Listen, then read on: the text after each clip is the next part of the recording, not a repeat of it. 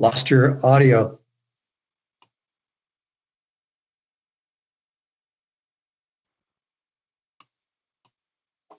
I lost the audio as well. It's Don Davies here. Sorry. I took my finger off the space bar. It works really great. Okay, so let me say this again. I call this meeting to order. I'd like to welcome you all to meeting number 11 of the House of Commons Standing Committee on Health. We are meeting today entirely virtually, pursuant to the order of reference of Tuesday, March 24th. We are meeting for the purpose of receiving evidence concerning matters related to the government's response to the COVID-19 pandemic. Today's meeting is taking place entirely by video conference, and the proceedings will be made available via the House of Commons website. And so you are aware, the webcast will always show the person speaking rather than the entirety of the committee. I'd also like to note that this is historic. This is the very first meeting of any House of Commons committee entirely virtually. And I'd like to thank the House staff and the technicians and everyone who worked so hard over these past couple of weeks to bring this together. And I know you're on tenterhooks back there, hoping everything works well. And I've, from a long career in IT, I know this. My first computer experience was writing Fortran on punch cards. So we've come a long way, and I think we'll be fine. And I give you all the, I give you all the kudos for doing what you've done in such short order. I'll carry on to do some housekeeping. So in order to facilitate the work of our interpreters and ensure an orderly meeting, I would like to outline a few rules to follow. Firstly, interpretation in this video conference will work very much like in a regular committee meeting. You have a choice at the bottom of your screen of either floor, English, or French. And before speaking, please wait until I recognize you by name. When you are ready to speak, you can either click on the microphone icon to activate your mic, or you can hold down the space bar while you are speaking. And when you release the bar, your mic will mute itself again, just like a walkie-talkie. That may be an old-time reference, I don't know. A reminder that all comments by members and witnesses should be addressed to the chair. Should members need to request the floor outside of their designated time for questions, they should activate their mic and state that they have a point of order. If a member wishes to intervene on a point of order that has been raised by another member, they should use the raise hand function. This will signal to the chair your interest to speak. In order to do so, you should click on the participants at the bottom of the screen. And when the list pops up, you'll see next to your name that you can click raise hand. When speaking, speak slowly and clearly. And when you're not speaking, your mic should be on mute. And we, of course, encourage strongly the use of headsets.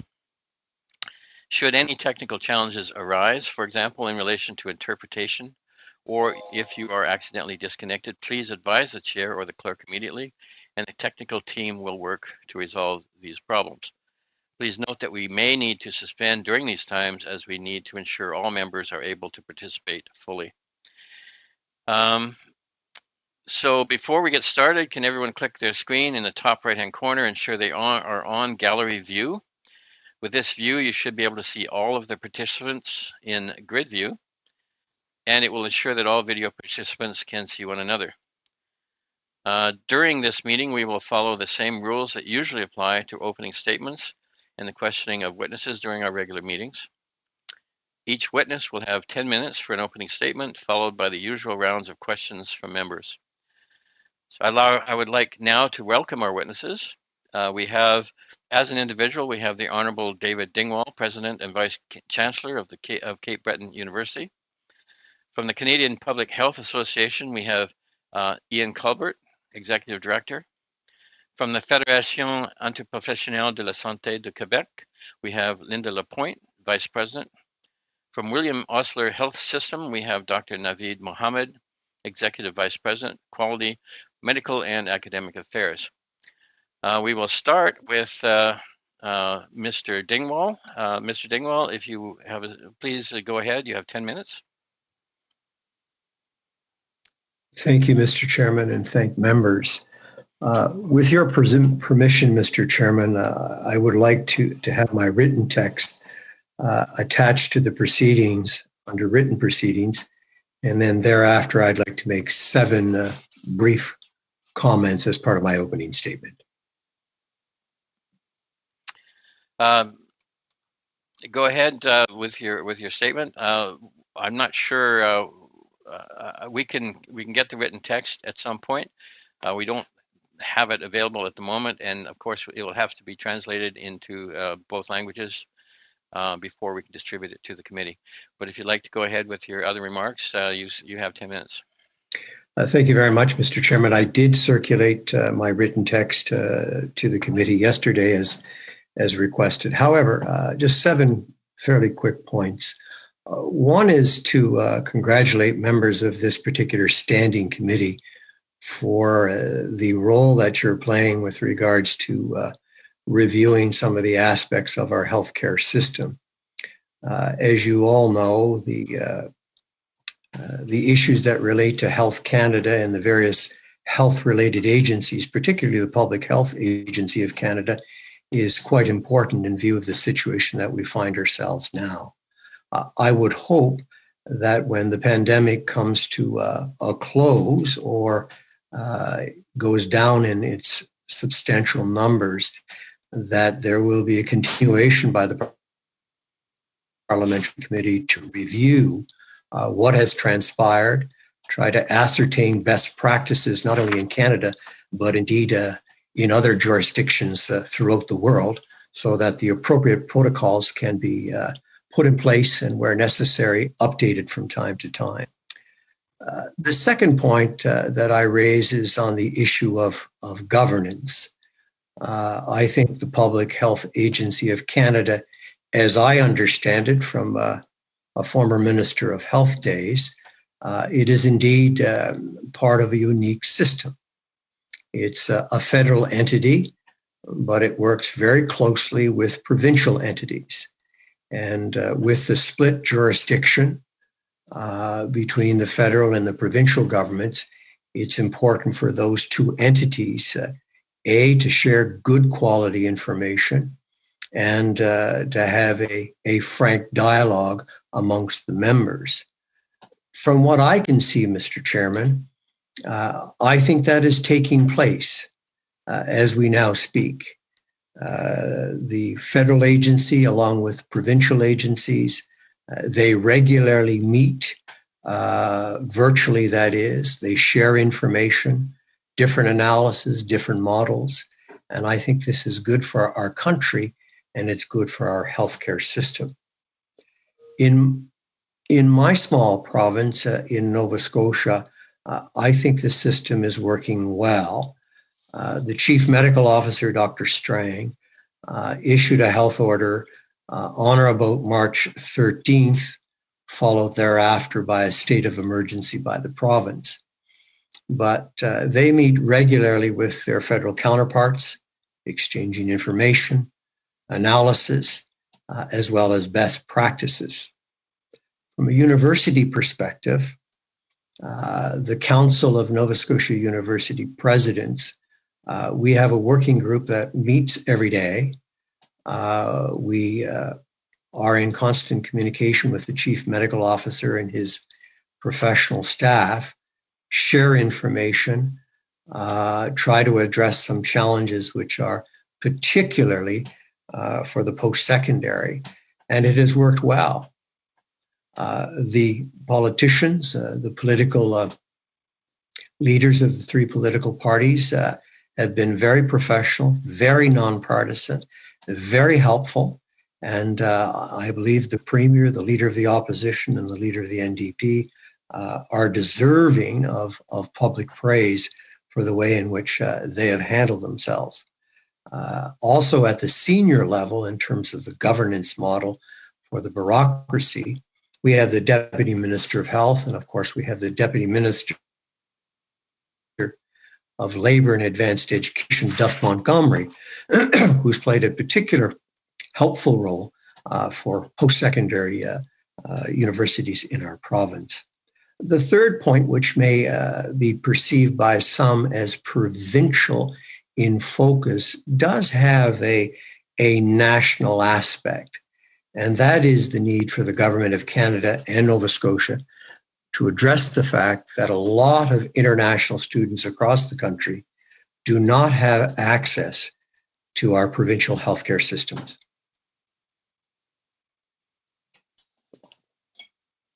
Students, many international students, have to pay a private sector provider to assist them with their healthcare needs. This can range anywhere between $1,300, $1,700, and they get limited access to our healthcare system. University presidents, student union leaders, and many others have called for provincial governments, with the assistance, moral persuasion, if you will, of the Government of Canada, to ensure that all of our international students have readily access to our healthcare in our respective provinces. The fourth point, Mr. Chairman, is that as I now speak, there is real anxiety and fear among students, family members, and friends. There's actual grief, and of course, there's mental health challenges. And we see that in a variety of ways. It's manifested by, what am I going to do to pay my rent? What am I going to do for my food? What can I do about my tuition? I don't have any summer job to go to now. And if there is a summer job, they would be limited to a few sectors. So there's real anxiety and fear about their future.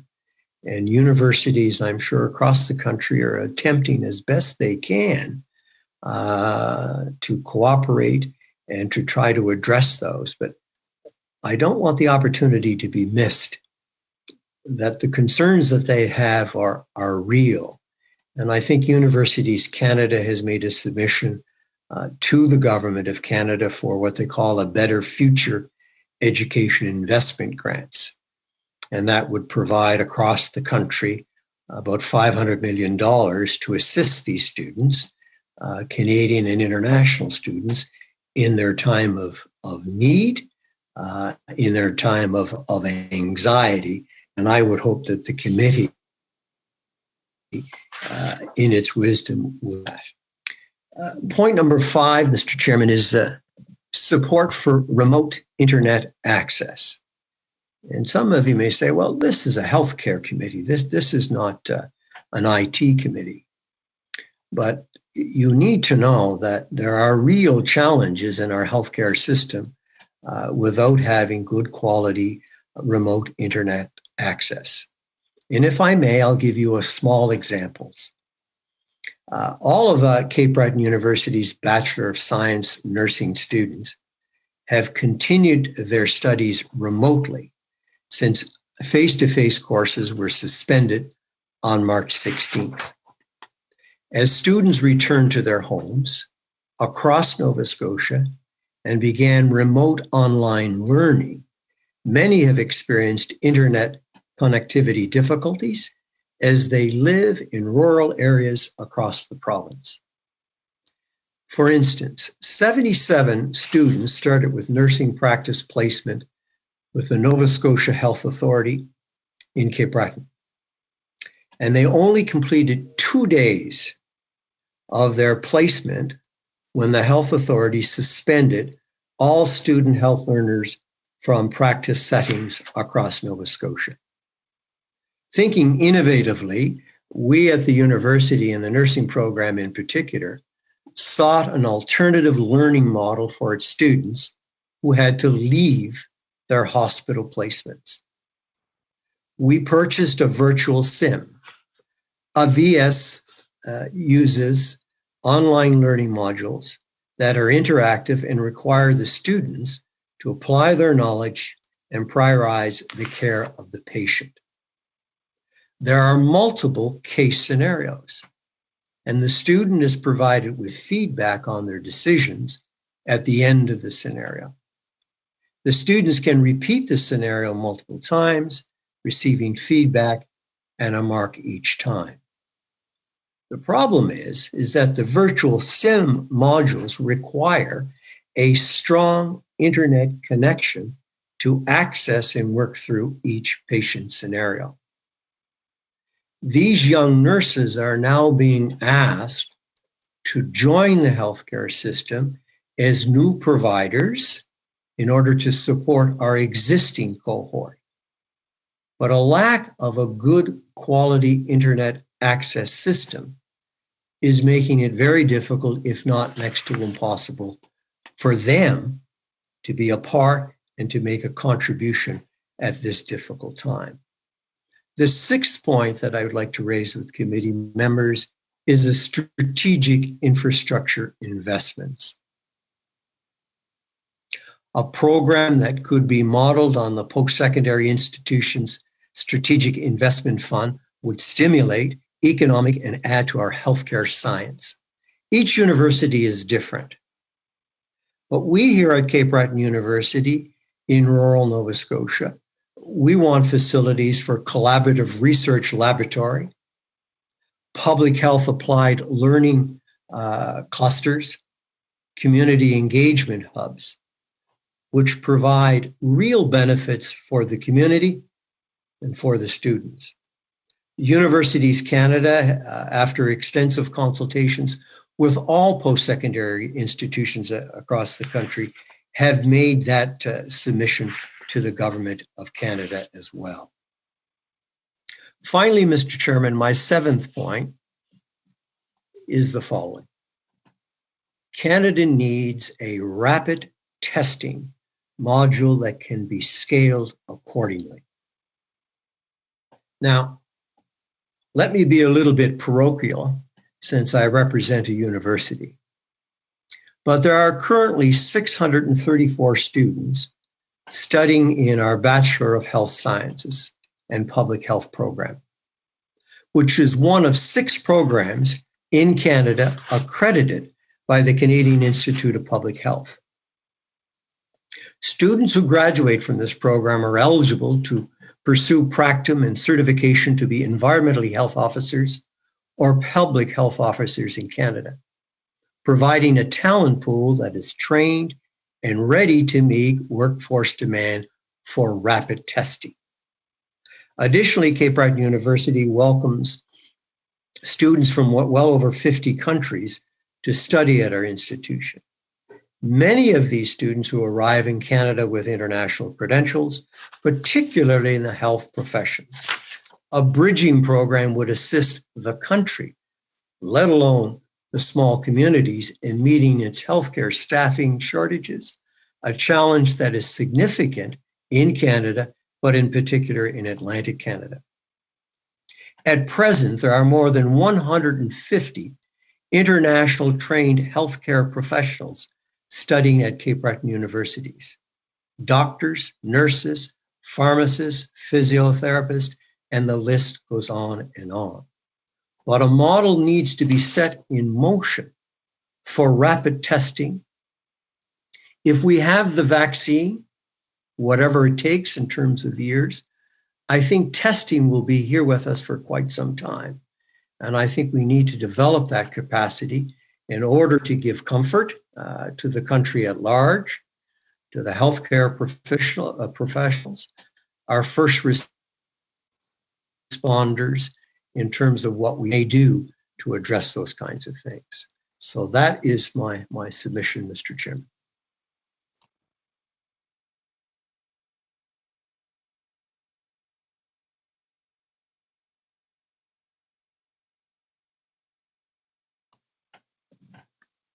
Hello? Can't hear you. Hello? Hello.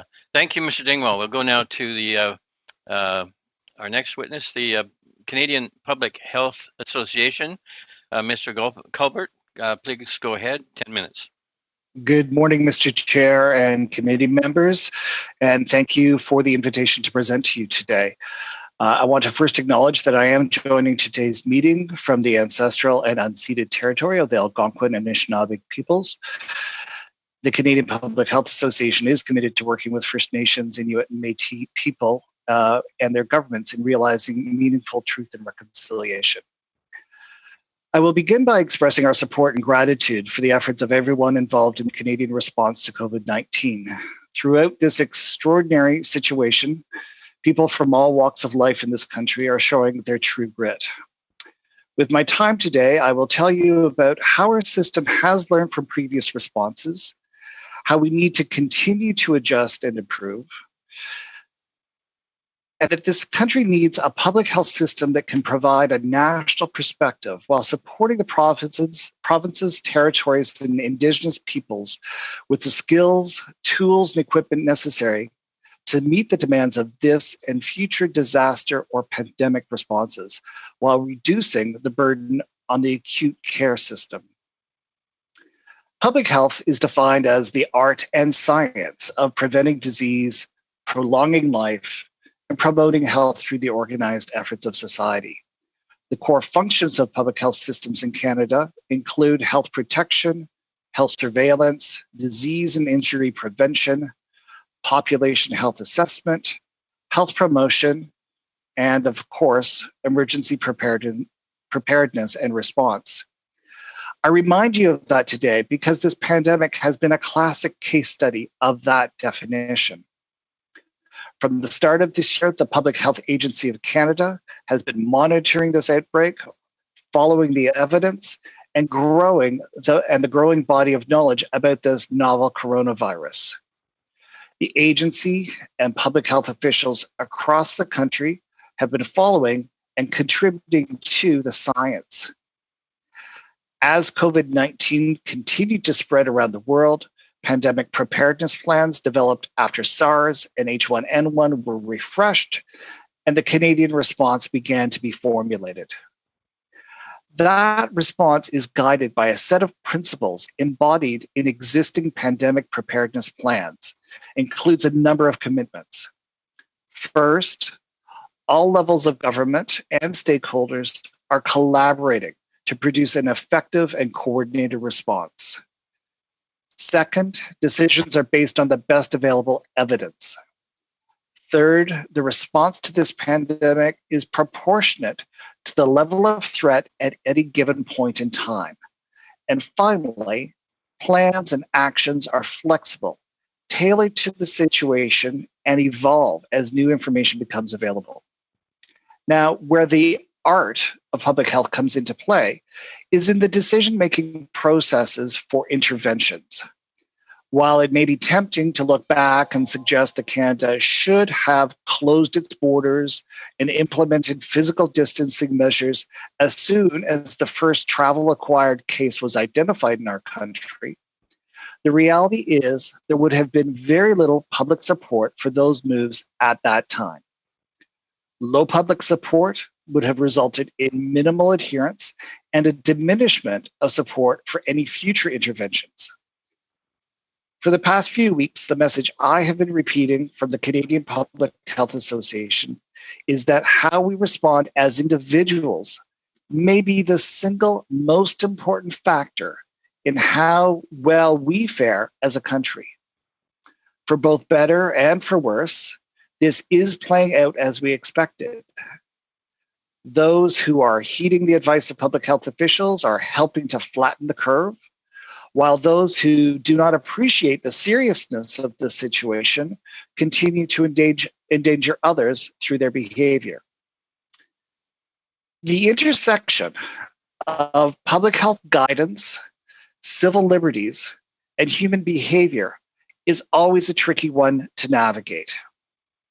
While there has been criticism of the incremental or proportionate approach adopted by public health officials and governments across this country, we believe that this was the most prudent way to navigate this intersection. Public health officials and politicians alike began with requests for behavior modification. These requests became appeals which later became requirements and eventually enforceable requirements with penalties for noncompliance. At each juncture, the request for behavior modification, be it frequent hand washing or physical distancing, was accompanied by the evidence that predicated that request. This process was and continues to be a perfect example of health promotion in action, or that the process of enabling people to increase control over and improve their health. Public health officials across the country understand that if we want our population to change their behaviors, we cannot simply tell them to change. We have to empower them to make the decisions for themselves. In times of a public health crisis, health promotion efforts can be hampered by the lack of resources or the time to get people on board and change their behaviors. It is in this situation that enforcement and penalties are reluctantly put into place to safeguard well-being. Now, it is important to note that there are many in our country who are not in a position to take control of their health or change their behaviors. They may live in crowded housing conditions, or are homeless, or living in shelters, or they do not have access to clean water. The negative impact of these pervasive social determinants of health are intensified during a public health emergency. Of course, the Canadian response to COVID-19 to date has amplified some of the perpetual challenges our federated model with the delegation of authority for health to the provinces and territories. This delegation of authority is a double-edged sword in that it allows provincial and territorial officials to develop responses that are honed to the specific circumstances of their jurisdictions. But in the case of a national public health emergency, it can create the perception that different jurisdictions are taking dissimilar approaches to the outbreak, and the perception that there is a lack of coordination. Any differences in public health messaging can be seized upon by the public or the media as signs of disharmony or, at worst, incompetence among public health officials. Now, COVID-19 has once again revealed the lack of surge capacity within our public health systems, our mental health support systems, our acute care systems, and especially in the services available to many, if not all, Indigenous communities. The requirements for testing and contact tracing have pushed public health personnel to the limit, even though all available resources have been redirected toward the COVID-19 response. This redirection of resources will inevitably have repercussions as other core public health functions will be set aside during this crisis. The lack of surge capacity is directly linked to the chronic underfunding of public health services in Canada. While this issue is not currently within the purview of the federal government to rectify, we are encouraging the development of a legal, regulatory, and financial framework in consultation with provincial, territorial, and Indigenous governments that would provide the Government of Canada with a mechanism to protect and promote the physical and mental well-being of people in Canada through population-based approaches. Such a mechanism will help facilitate the establishment of public health standards and the reasonable provision of public health programs and services. The purpose of this legal and regulatory package would be to provide a national framework of public health functions and activities to inform provincial and territorial activities that is accompanied with a resource envelope to support their implementation. COVID-19 has brought tremendous disruption, hardship, and tragedy to the lives of many in our country. It has also resulted in an unprecedented level of scientific progress, nonpartisan collaboration, and a resolve to triumph over this deadly virus. While we continue to face significant challenges, we inevitably start planning for recovery. As we do so, we have an opportunity to take a longer view of pandemic preparedness with the understanding that COVID-19 will not be the last novel pathogen to disrupt our world, and it most likely will not be the worst. It has been too often the case that a year or two after a public health emergency, public health and political interest in public health wanes. Budgets that were temporarily enhanced are cut back to provide for the immediate needs of the acute care system. I would ask that you keep one fact in mind as this committee considers recommendations for the future. Public health systems and services in this country are the front line of the health system. If you want to have a sustainable acute care systems across the country, you need to have much more robust public health systems to prevent disease, prolong life, and promote health, both in times of crisis and during normal times. Thank you.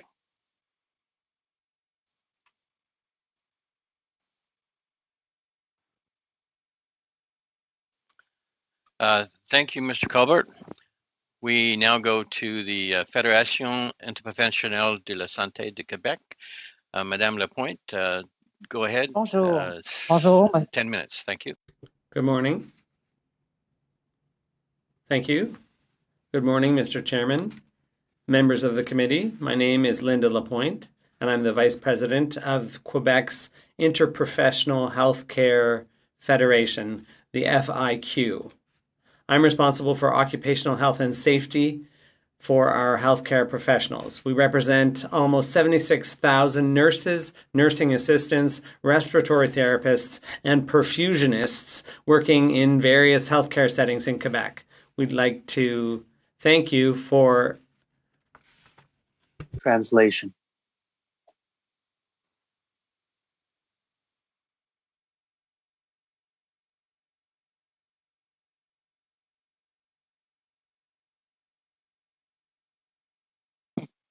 Ron, your microphone is not on.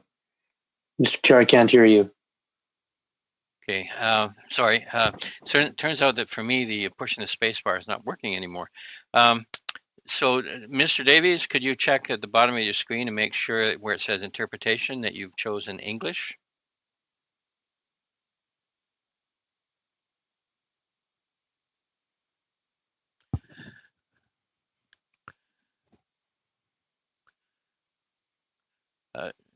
Don, I can't hear you. Sorry, Mr. Chair, I'm not seeing language interpretation. There's a kind of a icon bar at the bottom of the screen on the Zoom window. I see it now. Okay. If I press English, it says language interpretation. Should I press English? Yes, go ahead. Okay, thank you. Thank you, Mr. Chair. Sorry to the witness. Sorry, Ms. Lapointe, please go ahead. Do you want me to repeat or? Yes, please. D'accord.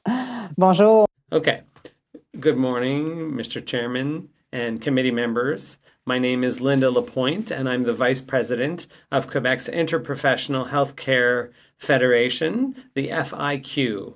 I'm responsible for occupational health and safety for our healthcare professionals. We represent almost 76,000 nurses, nursing assistants, respiratory therapists, and perfusionists working in all healthcare settings in Quebec. We'd like to thank you for inviting us to appear before this committee on Canada's response to the COVID-19 pandemic. Over the next 10 minutes, we will be dealing with the issue of federal funding for healthcare, and then we'll elaborate further on the security of healthcare professionals in these pandemic times. The Quebec Healthcare Network has been really put to the test with this outbreak of the pandemic.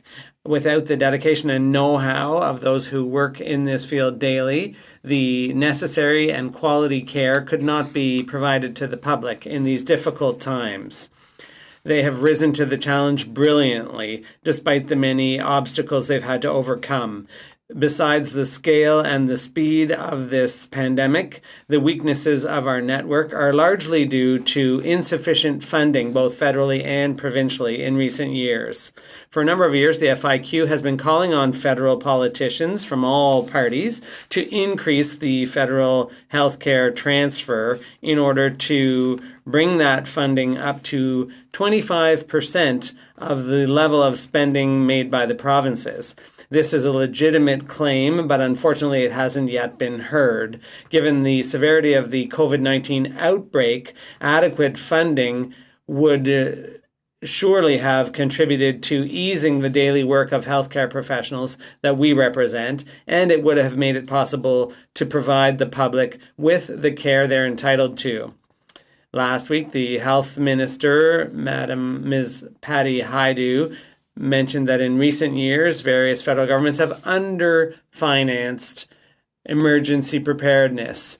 According to her, the National Strategic Emergency Stockpile System falls short of what's needed to deal with a pandemic of this scale. We find it, unfortunately, that this stockpile has not been updated regularly and that the appropriate investments have not always been made. A well-stocked national stockpile would have been very useful, especially given that Canada is highly dependent on foreign suppliers of personal protective equipment, or PPE. We're pleased the federal government is willing to address this over-reliance by encouraging Canadian industry to produce that equipment from now on for our healthcare workers. In anticipation of Canada's self-sufficient supply of PPE, we thought it was appropriate to recall the words of the head of the SARS Commission, Justice Archie Campbell, who said, and we agree with this, it couldn't be truer today, that as long as the precautionary principle is not recognized as a fundamental principle when it comes to occupational health and safety in Canada, our professionals will be at risk. Given the tentative recommendations on PPE coming from the Public Health Agency of Canada, including concern about potential airborne spread of COVID-19, the FIQ expressed its dissatisfaction on February 7th in a letter to Dr. Teresa Tam, the head of PHAC. And in that letter, we said that it was essential that leadership coming from PHAC would have been useful in this context. In Quebec, from the beginning of the crisis, the FIQ was concerned about recommendations coming from the INSPQ, which is Quebec's public health agency. Airborne transmission of the virus has been discounted by PHAC, and Quebec's recommendations raised the specter of a potential shortage of PPE. This is all the more alarming when you consider that airborne transmission of the virus is still being downplayed, even though a U.S. panel of experts has just said that it could be possible, and these recommendations coming from public health agencies have to be adjusted in light of this scientific evidence.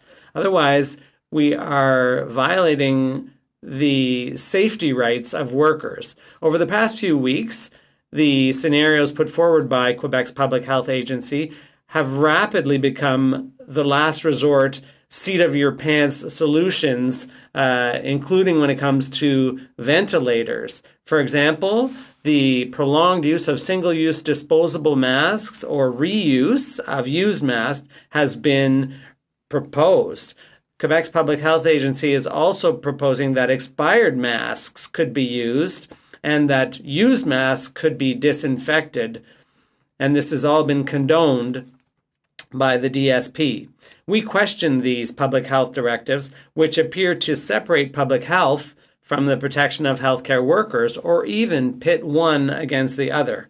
We understand that this is the result of an obvious lack of preparedness, and this is all happening at the risk and peril of our healthcare professionals. We're very concerned that given the urgency, the precautionary principle has been pushed aside.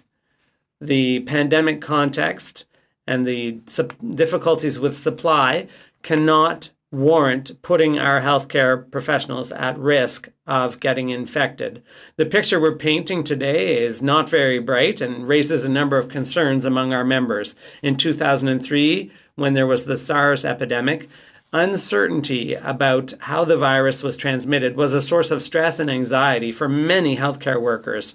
Today, the same uncertainty reigns, especially combined with a real shortage of essential PPE worldwide. Already overworked at the outset of this pandemic, our healthcare professionals are often dealing with significant overload. Many professionals are becoming sick themselves, and their family members can be infected too. They're going through great stress. They feel ill protected against this virus. What they're feeling today the potential exposure to them and their colleagues, other patients, and their family members. This is worrying, and the feeling is warranted. Employers are refusing them access to PPE, which would provide for a greater level of security. This lack of equipment is being most cruelly felt in long-term care. Our professionals are already short-staffed in these facilities, and they deal with a very vulnerable clientele with minimal protection. These shortcomings are largely due to the speed with which this virus has spread in these facilities. In conclusion, I have to say that the recommendations coming out of the SARS Commission in 2003 appear not to have been followed through on. We would hope that those that eventually come out of this pandemic will be implemented so that we'll be better prepared to deal with future pandemics. It's crucial that our healthcare professionals be able to provide quality care to the public in a safe work environment with access to all the necessary equipment. On a more positive note, we'd like to mention how quickly the federal government pulled out all the stops to support workers in this period of confinement. Some of these steps undoubtedly helped reduce anxieties over lost income among the partners of healthcare professionals and has enabled those workers to provide quality care to the public. Thank you very much. Thank you, Ms. Lapointe. Merci. And we go now. Thank you. Dr. Naveed Mohammed of William Osler Health System. Dr. Mohammed, go ahead, please. 10 minutes. Good morning, everyone. Thank you very much for the invitation to address the House of Commons Standing Committee on Health today. My name is Dr. Naveed Mohammed, and I'm the Executive Vice President of Quality, Medical, and Academic Affairs at William Osler Health System, or OSLER, as we commonly refer to our hospital. I've had the privilege of working on the front lines of healthcare in emergency medicine for the majority of my career, with much of the time at OSLER beginning in 1997. This coming Tuesday, April 14th, I will assume the role as President and CEO of our hospital corporation. OSLER is one of the largest community hospitals in Canada, serving a regional population of more than 1.3 million people. We have 3 sites in Northwest Toronto and Brampton: Etobicoke General Hospital, Brampton Civic Hospital, and Peel Memorial Centre for Integrated Health and Wellness. The population we serve continues to grow rapidly, which presents unique capacity pressures for both community health programs and the provision of acute care services. OSLER also serves a very diverse population, including a large South Asian community, as well as a significant number of new Canadians and international patients. With our close proximity to Canada's largest airport, we are designated first responder for Toronto Pearson Airport. This means that while OSLER has a primary relationship with the Government of Ontario as a public hospital under provincial jurisdiction, we also ourselves serve as an important stakeholder impacted by the policies and legislative directions of the federal government. In my address today, I would like to provide the committee with a brief overview of how OSLER has responded to COVID-19 and give you a sense of what has been happening for healthcare teams working on the ground.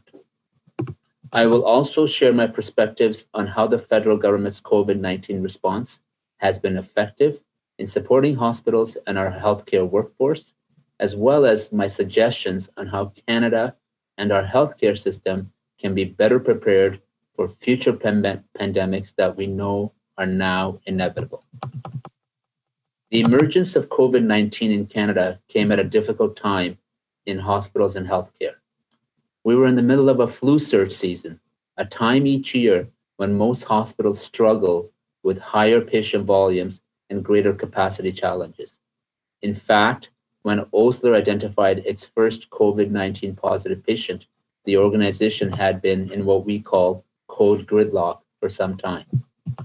As news emerged about a new virus outbreak in China and later elsewhere, it became apparent that our healthcare system needed to quickly plan, as we feared a similar trajectory in Canada. Like many physicians, nurses, and allied health professionals of my generation, I was on the front lines during SARS, H1N1, and Ebola, as were many members of Osler's senior leadership team. We knew we needed to be proactive. Also, over the last number of weeks, hospitals, regional partners, and provincial authorities, including Ontario's Ministry of Health and Ontario Health Agency, have been working together in unprecedented ways to develop and implement a planned and phased approach to critical care and emergency capacity planning. As an acute care hospital, Osler quickly mobilized our focus around COVID-19 strategies and measures. We adjusted our clinical operations and infrastructure to ensure capacity for COVID and non-COVID patients needing hospital care. A core principle throughout has been to protect and ensure the safety of all patients, staff, physicians, volunteers, and the community. Osler strategies for COVID-19 capacity have included canceling all elective and non-urgent services, procedures, and surgeries, and repurposing these spaces within the hospital. Where possible, moving or discharging rehabilitation patients or patients requiring alternative level of care with appropriate home or community care supports. Taking advantage of natural decline in volumes to consolidate our patient activity in new spaces. Further reduce the number and flow of patients coming in and out of hospital, Osler has enhanced our virtual care through teleconferencing and video conferencing, and more services are being provided remotely. With this, virtual care has contributed to an overall decrease in patient volumes for non-COVID emergency department visits. And this has allowed Osler to safely take on further COVID-19 capacity.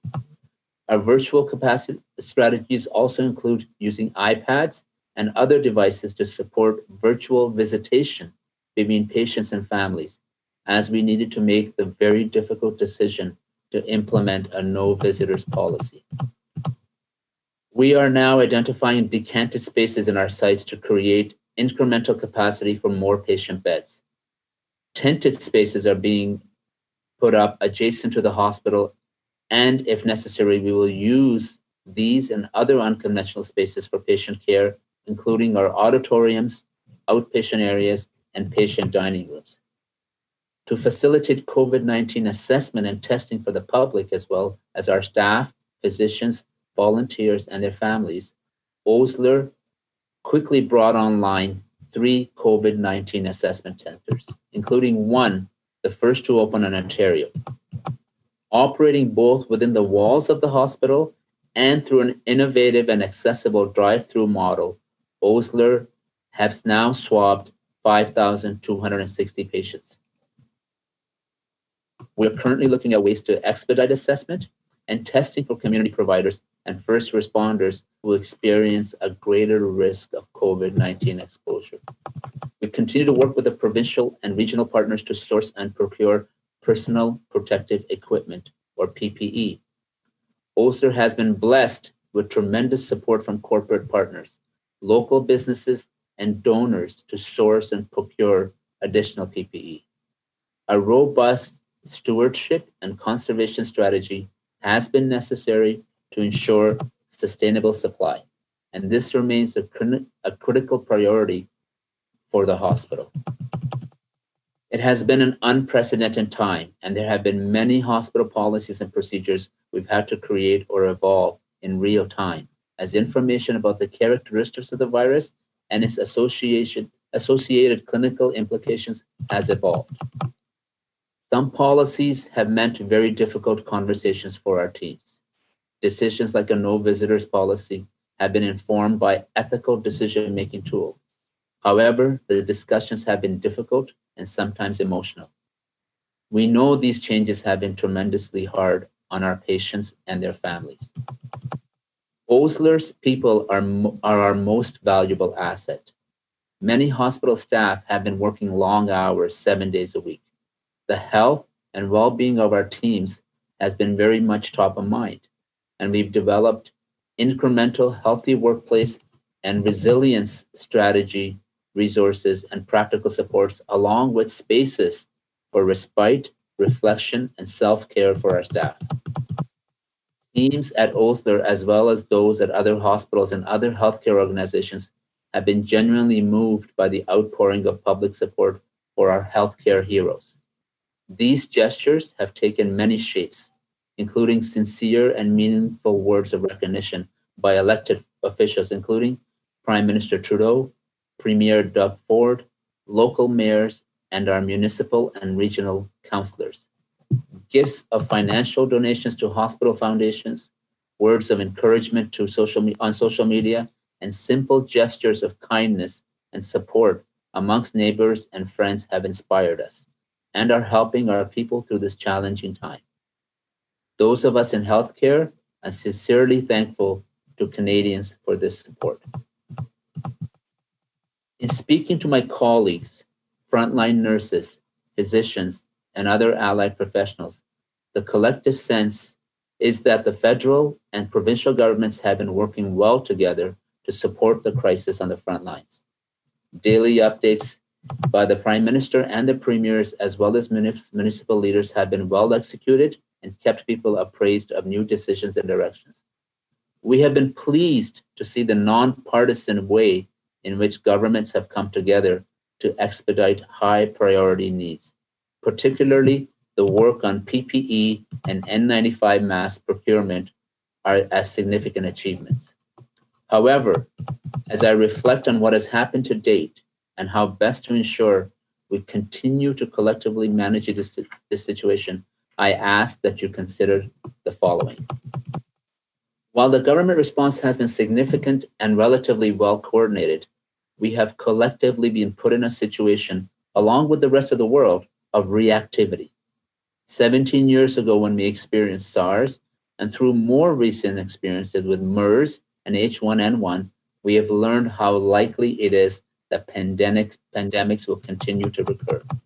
The federal government has tremendous expertise in emergency response planning and mobilization, meaning that it is uniquely positioned to ensure that we learn from this experience and do the following. 1, enhance our pandemic stockpiles of PPE and other equipment, as well as diversify the supplier network. Not knowing whether there's going to be enough PPE, ventilators, or other life-saving equipment has created significant fear on the front lines. 2, develop strategies to ensure that we can do more pervasive community testing. Quite simply, we need the ability to do more testing. This will allow us to have a more targeted approach to quarantining staff and physicians and make it easier to ensure surge planning that better segregates patients with and without a specific virus or communicable disease. 3, move forward on the national pharmacare strategy to ensure that we can mitigate challenges with drug supply, shortages, and stockpiling. 4, ensure a coordinated, multi-level, and all-party approach to pandemic planning and implementation. This will best leverage federal expertise, ensure resources are best allocated, harmonize policies across jurisdictions, promote the greatest levels of transparency and trust, and ensure that the focus remains on the important work of implementing plan down to the front line. And finally, we hope our levels of government continue to work in the non-partisan way that you have been to support all Canadians in putting COVID-19 behind us. I want to thank you all for the opportunity to come before this standing committee. I look forward to your questions and discussion. Thank you. Thank you, Dr. Mohammed. We go now to our questions. We'll start our first round of questions with Dr. Kitchen. Dr. Kitchen, please go ahead. You have 6 minutes. Thank you, Mr. Chair, and hopefully you can hear me.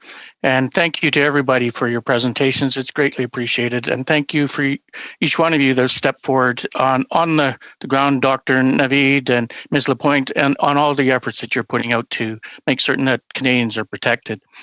there are a number of I'm getting used to this technology. I'm not a technology person, so hopefully this is coming over well.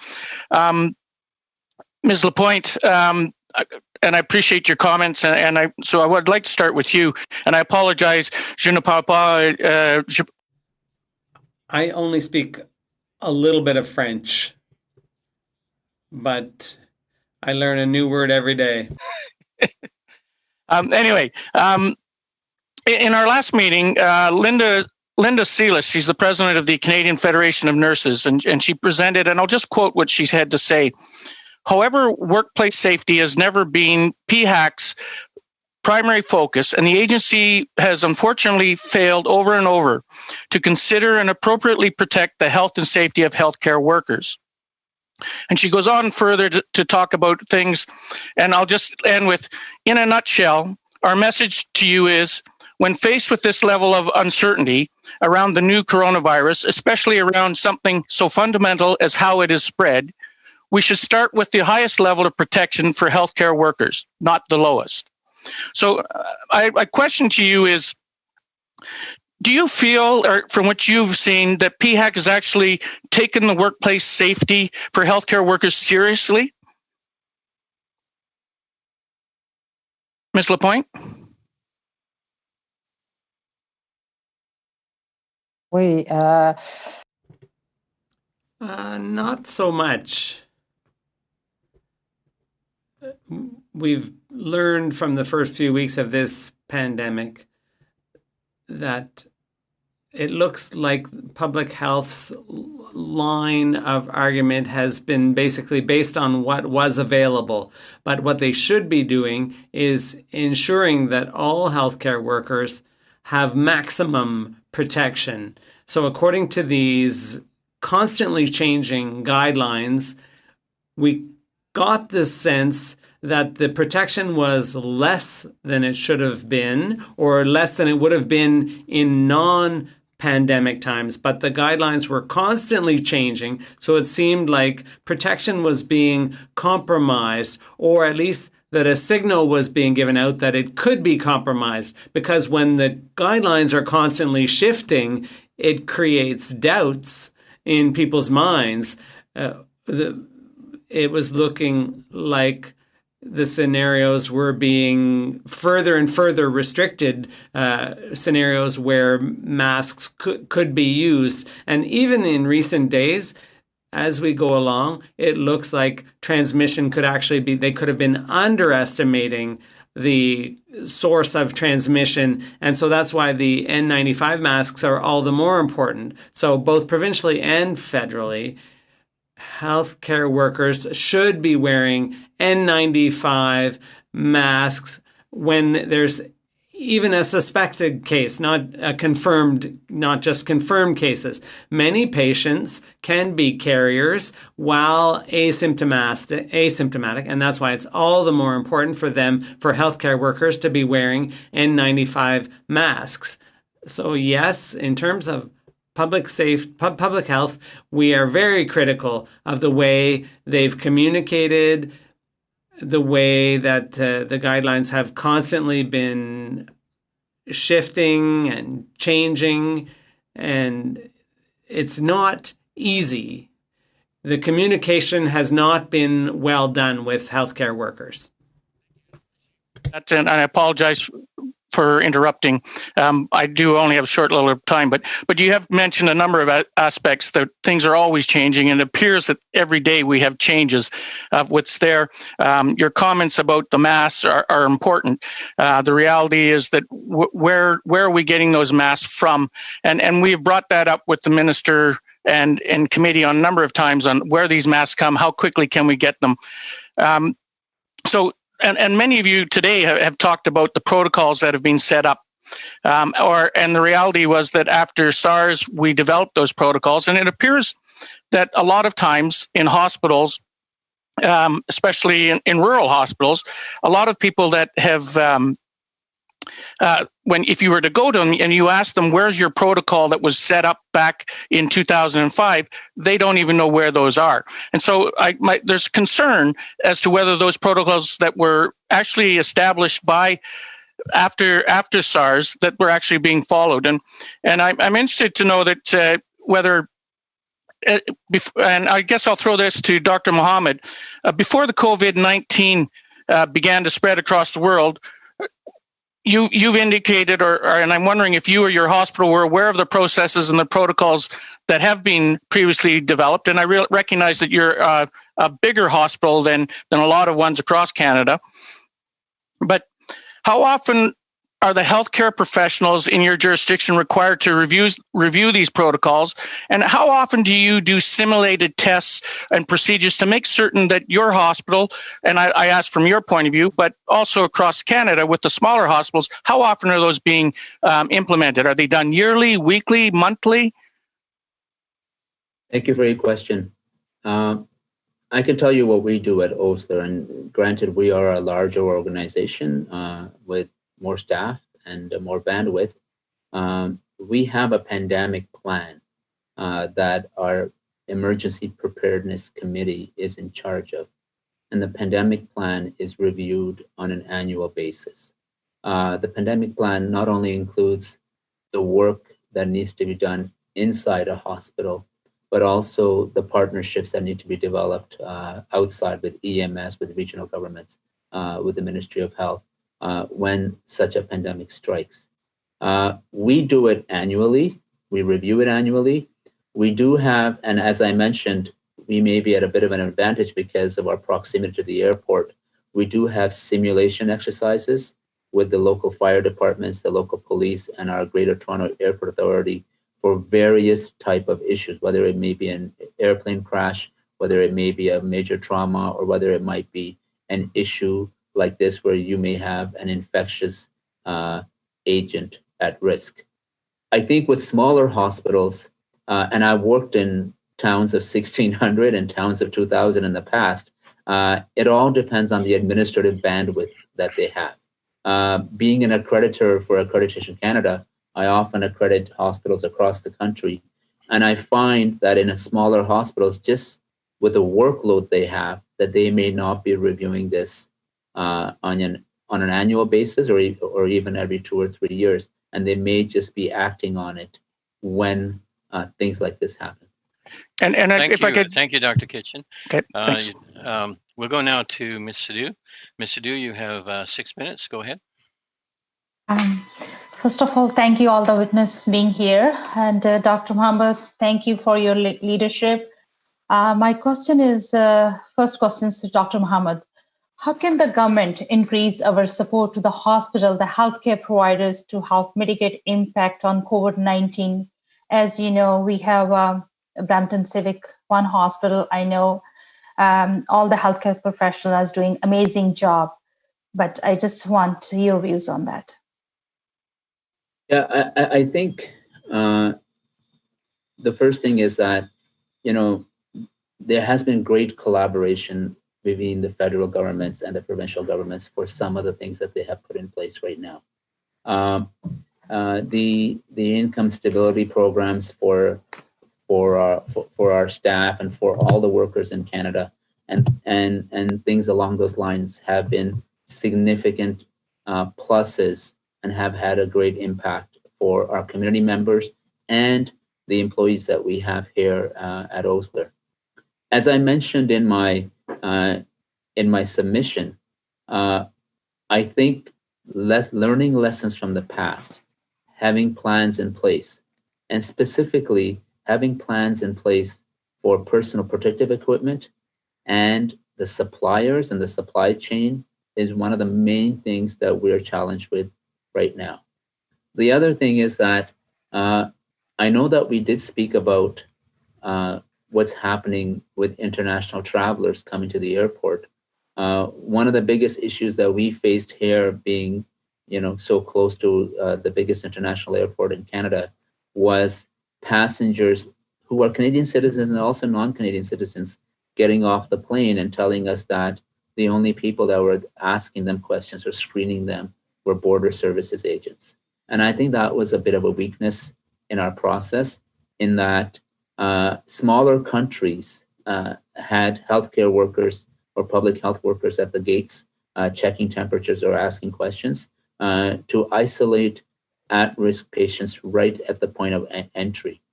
The last thing that I want to talk about was our what I had mentioned with our drug resource or supply chain policy for drugs. Right now, because the number of patients that need to be on ventilators and need to be sedated because they have a large tube down their throat, giving them the ability to breathe, across the country, and I know for sure across the province, we're running short of medications that are utilized to sedate these patients. And we're actually quite anxious about that. So when I talk about the pharmacare policy, not only am I talking about specific drug plans for individual Canadians so they can access if we do find a medication that is working, but also a policy that creates an open supply chain for these very important drugs that we may run out of in the near future in large hospitals. I also want to mention, if you can answer, as the member of Brampton South, I represent highly diverse riding, and as you know, many who immigrate of my riding and many others, international medical graduate and healthcare training from international sources. Recently, the federal government has started a recruitment campaign to find those who have medical skills and want to help the fight against COVID-19.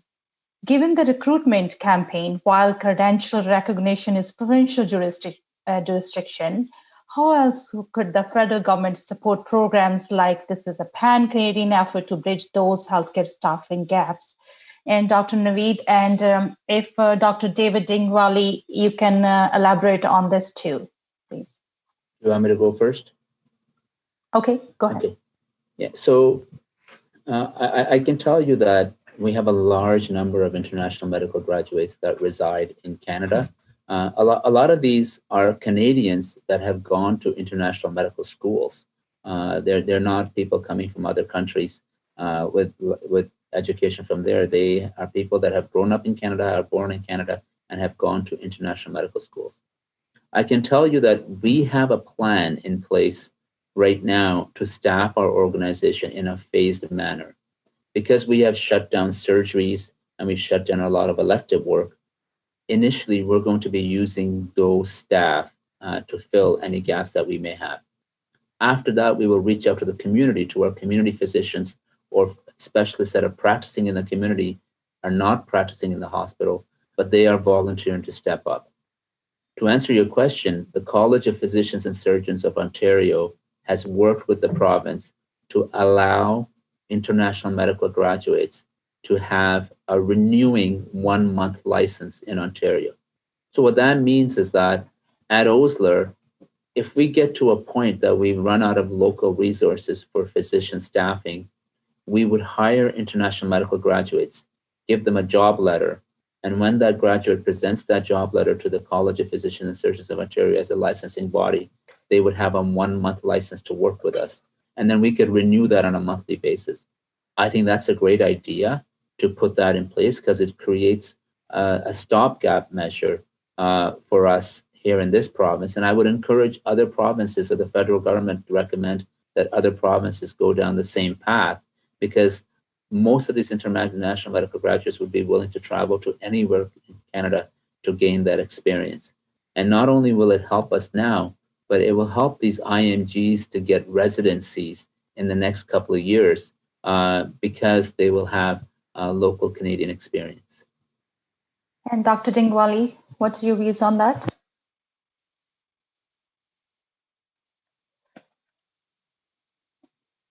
Can't hear. Mr. Dingwall, you're muted. I'm not muted now. I think it's a bit of a tragedy in that we have a number of professionals within our post-secondary institutions across the country who cannot gain access in terms of a doctor, nurse, what have you. And there's ways in which that can be gotten around of. I think there needs to be a bridging program for physicians and other professionals so that they can get into the system and provide the necessary services to the citizens. In my particular university, we had last year 17 medical doctors from India alone. all willing to participate in the healthcare, all willing to participate in a bridging program. And for whatever reason, the medical societies across the country are not too willing to participate in a meaningful way to make that transition easier. The federal government can assist by providing some necessary monies for the bridging, but you need the Canadian Medical Association and the provincial associations to a program which will assist. We're not looking for a diluted way. We're looking for these individuals to bridge in to become family physicians, various professionals in our healthcare system. And with a little bit of will by some of the stakeholders, that can be accomplished quite quickly, and it would serve everyone's interest. Thank you, Ms. Sadu.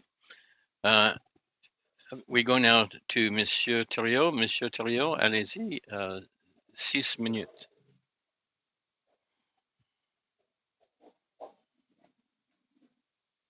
Bonjour, Monsieur le Président.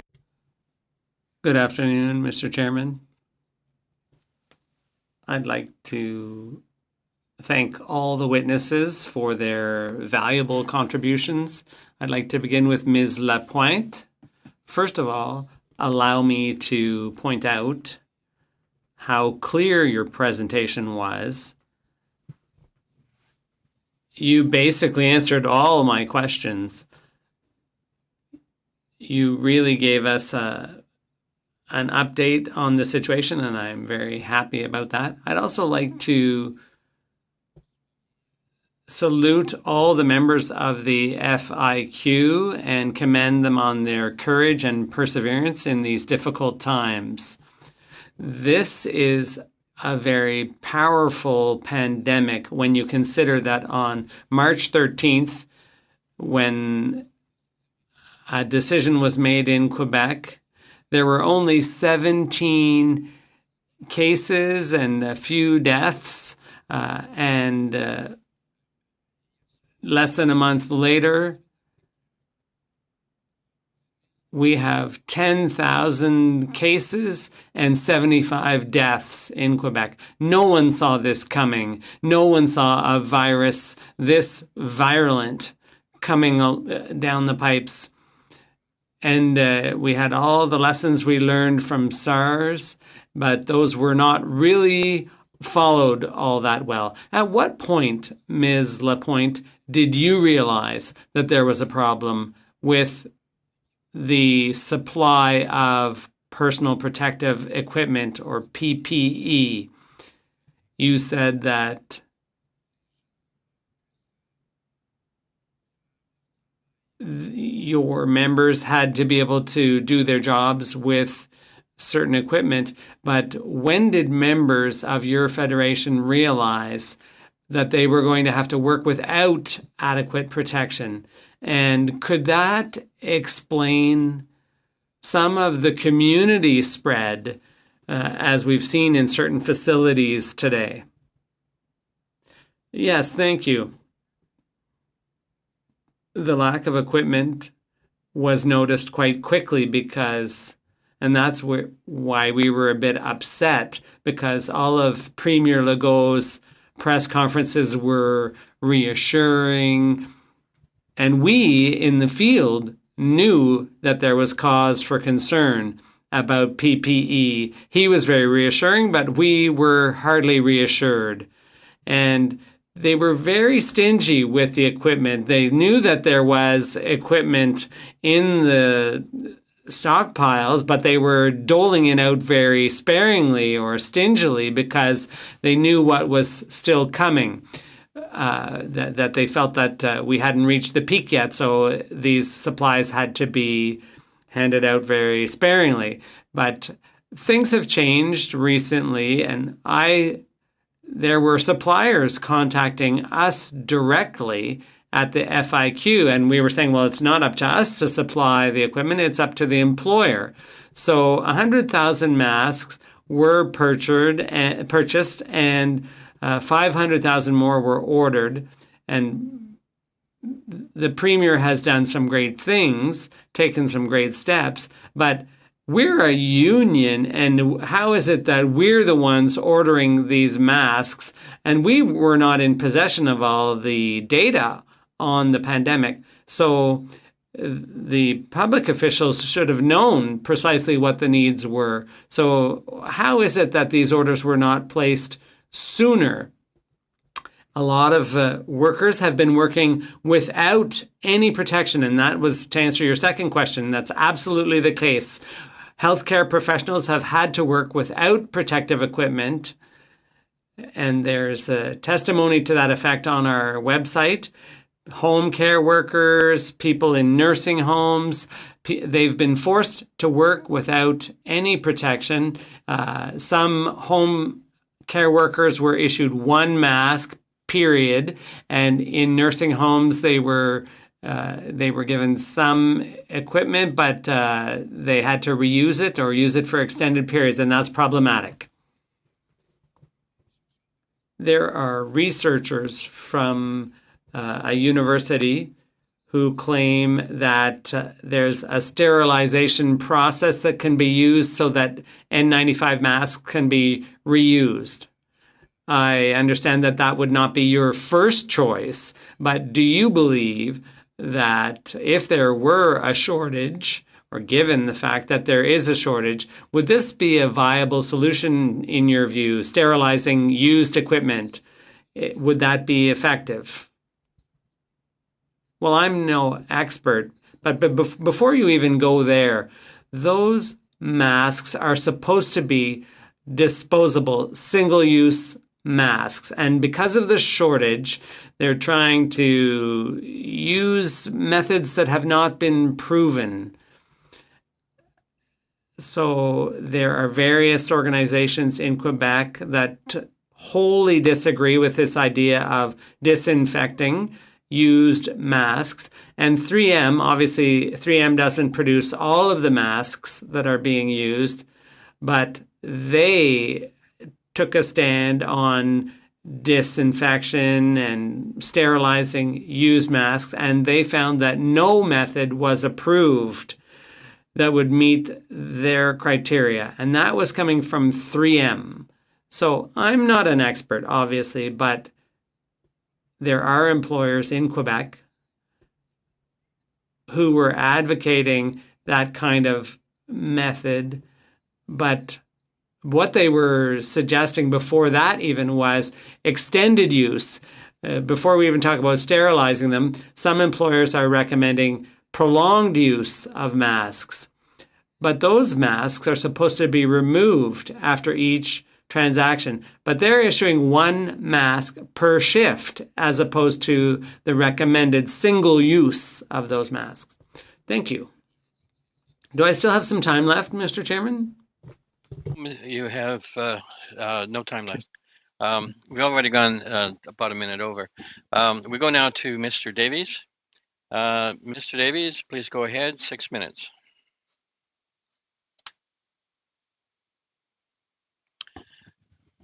Don, you're muted. Start over. Sorry, thanks, Mr. Chair. Thank you to all the witnesses for being with us today. My first question is to the Canadian Public Health Association. In a March 30th article on CBC News, Mr. Colbert, you noted that if people knew more about the COVID-19 outbreak in their particular communities, it would help them to follow advice from public health authorities. However, we're hearing from many health experts across the country that COVID-19 data is of questionable validity due to low testing rates and delays in results. They also note that the data is not gathered, compiled, or presented in a consistent manner across the country, and disaggregated figures are not always provided, and inventories of medical equipment and PPE stockpiles are frequently excluded from reporting. In your view, should the Public Health Agency of Canada mandate that standardized information reporting for all public health authorities across the country be made a reality? Thank you for your question. It would be tremendous if the agency had the authority to mandate that, but unfortunately they do not. And so that is one of the calls that we are making in this request for federal legislation that would give the federal government a greater role in coordinating public health efforts across the country. The lack of streamlined data across the country is an ongoing issue. We know alcohol sales the next day, but we don't know the impact of alcohol, for example, for 10 years out. It's the same idea with the COVID-19 outbreak. There's just a lack of consistency, and we're seeing that as to why the federal government had to wait until today to release its modeling figures. Thank you. I'm not quite clear who to direct this question to, so I'll throw it open to whoever on the panel wants to answer it. We've been hearing from the WHO that we need to test, and I think there's a pretty consistent consensus in the country that that testing and tracing and isolating are key factors in helping us deal with the COVID-19 crisis. But my question's on blood serum test kits. I understand that these kits are manufactured in Canada, and they produce very, very quick results and can at least confirm positively if someone has been exposed to the virus. I understand that it's been approved by the US, by the EU, and is actually in use in many countries. But I understand that Health Canada has yet to approve the use of these test kits in Canada. So I'm just wondering, should we be making these serum-based home test kits more widely available so that we can get more accurate figures on who's been exposed to the virus in Canada?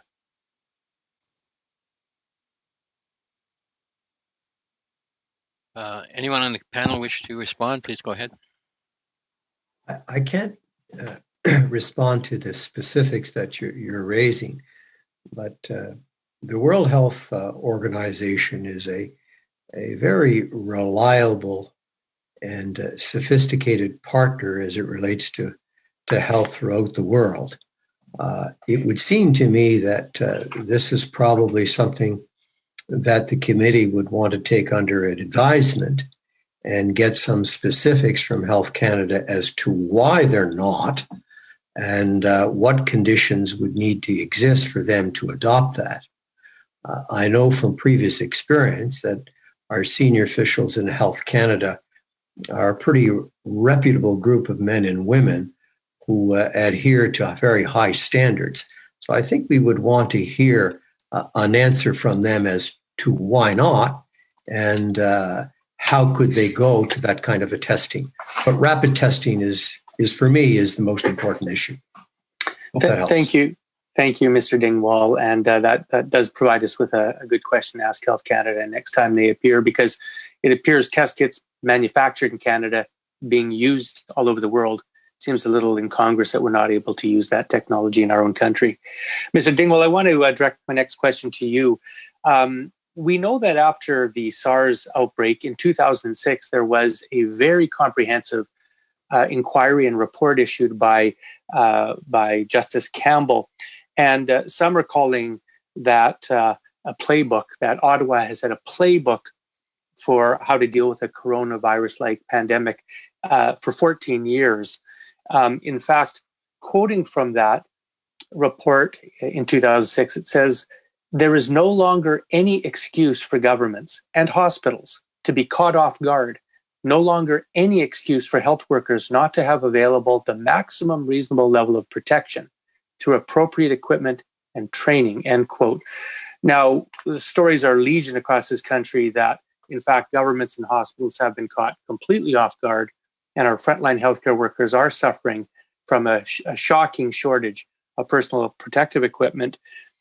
We know that in 2010, a federal audit flagged problems with management of Canada's emergency stockpile of medical equipment. And in 2018, an assessment of the H1N1 outbreak showed that Canada had a shortage of ventilators. So my question to you is this, Mr. Dingwall, as someone with a lot of experience around the cabinet table, I'm curious if you can give us any insight as to how we can move forward to ensure that 10 or 14 years from now, we're not having the same conversation. How can we take the lessons of the current outbreak now and ensure that we follow through with the steps that are being identified? Because we clearly didn't do that after 2006.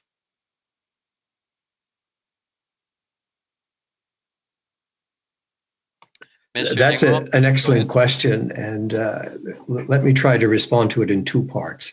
The first part is that I think many governments, federally and provincially, have followed up on the SARS recommendations. Where I think we may have fallen down as a society has been our failure to put in statute the obligations of the parties that are involved in the process. For instance, provincially under labor standard codes, federally under the federal labor code, those that deal with our Indigenous health. The statutory obligations are quite vague in terms of pandemic. In some jurisdictions, they're literally non-existent.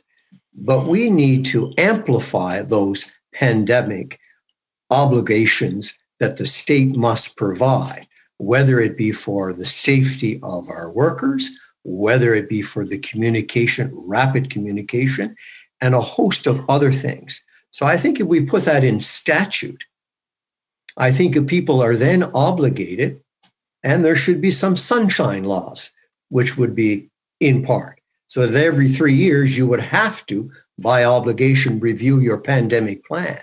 Under the occupational health and safety provisions that many of the provinces have, there is reference to pandemic, but it is a very short and a very inexact definition and obligation on the part of the state just to do that. So I would look there to see what they have in order to put it and make it a statutory obligation, as opposed to a recommendation that may come from a particular commission. Thank you, Mr. Davies. We start our second round. We go now to Mr. Weber. Mr. Weber, 5 minutes. Go ahead. Thank you, Mr. Chair, and thank you to the witnesses for appearing before. Hey, Len, speak up a bit. You're very weak. All right, Mr. Chair, I hope you can hear me better now. Anyway, I'd like to thank the witnesses for appearing today before our committee. I know that you are likely busier than usual, and so your time is very much appreciated. My question is directed to Dr. Naveed Mohammed of Osler.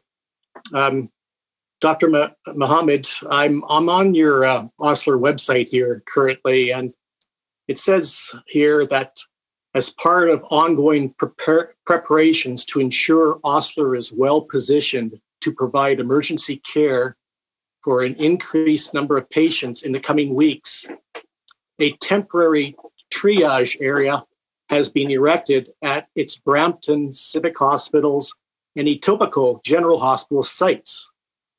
The temporary structures are part of Osler's escalated preparedness efforts as set out in its pandemic plan.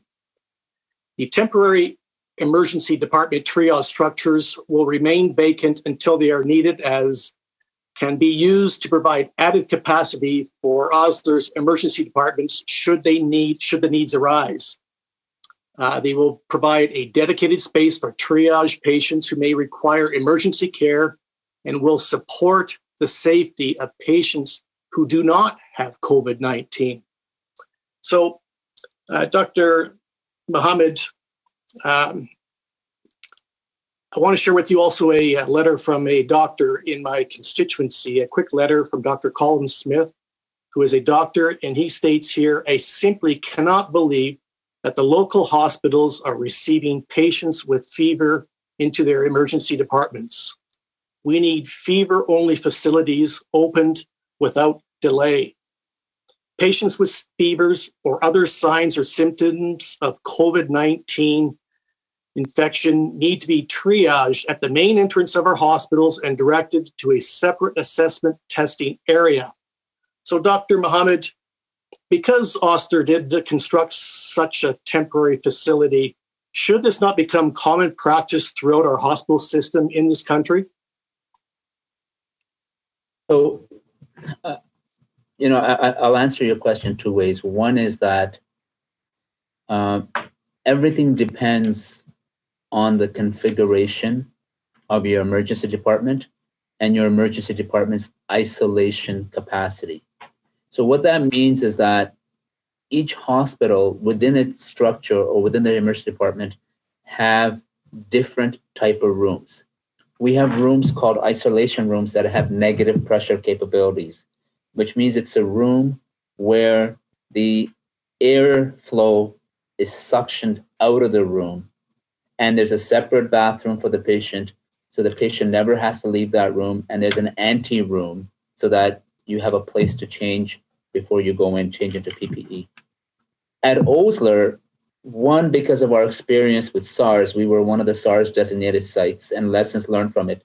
And two, because we are close to the airport, we have a flow system in our departments so that if a patient comes in that is what we call ILI or influenza-like illness, which is very similar to COVID, they get triaged separately into that area. So we have erected the tent outside for the purposes at each site that if our COVID positive patients become such a high number that we have to utilize the whole ER for COVID positive patients, then the COVID negative patients would be seen through our tent. If a hospital does not have a capacity like ours, then it would behoove them to put structures up like this sooner rather than later, or work within their community so that certain hospitals see one type of patients, certain hospitals see another type of patients. We have the luxury of having 3 facilities. We're a corporation with 3 hospitals. So we have talked about maybe having one facility seeing only COVID patients. We haven't got to that point yet, but to answer your question, yes, I agree that people should act sooner, but it all depends on what their innate capacity is to begin with. Okay. Well, thank you for that, Dr. Mohammed, and thank you very much also for the work that you do on the front lines. We appreciate it very much. To Mr. Ian Colbert, similar question, just your thoughts on these current practices that are occurring in our healthcare system here in Canada. And is it something that your organization should consider lobbying the government for funding for triage areas throughout the country? Mr. Colbert? Yes, so thank you for the question. In fact, our organization is focused much more on the upstream side of the health system. So looking at actually keeping people out of those triage systems in the first place. I did want to point out just regarding the previous question, Justice Campbell's report was an Ontario-specific report. And if you look at the recommendations, most of those recommendations have been applied in Ontario. It was Dr. David Naylor who did the federal report, and it's where we're looking where many of those recommendations have yet to be implemented fully. Okay, thank you for that. Thank you, Mr. Weber. We go now to Mr. Fisher. Mr. Fisher, you have 5 minutes. Thank you very much, Mr. Chair, and I'll hold my microphone properly here. I want to thank every one of you for being here. We're so fortunate on this health committee to be able to hear from brilliant people week in and week out, and I want to thank you for that.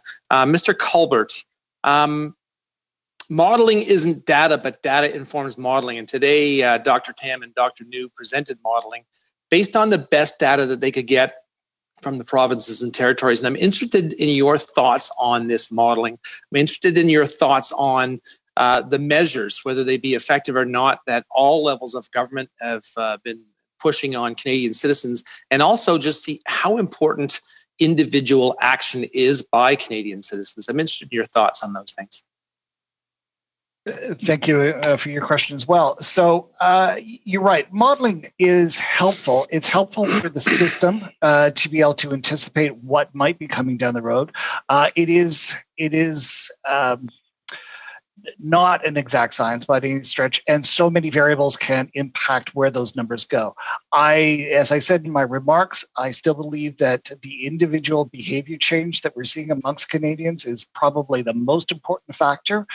It's not the only factor, but certainly the most important factor. If we maintain physical distancing, if we maintain the working from home, all of those different factors to keep people healthy, first and foremost, that is going to, all of that is focused on keeping people out of emergency rooms. If we reduce the number of people who become infected, we reduce the number of people who become seriously ill, and therefore reduce the number of people who need to go into ICU. Talk about PPI for just a moment. Normally, provincial and territorial health authorities or provincial and territorial governments would order it, would stock it, would distribute it to their health authorities. What are your thoughts on what the federal government's doing right now? Whether it be speedy procurement, any of the efforts to invest in Canadian companies to retool to do this made in Canada approach to provide PPE to the amazing healthcare workers that we've got in this country? Well, I think the government is fundamentally pulling out all of the stops to get as much PPE, out to communities as is necessary. It does speak to the issue of the National Emergency Stockpile, how it is managed. I think closer collaboration between the federal government and provincial territorial governments is key there, because it's extremely wasteful to have a national stockpile of equipment that has expiry dates.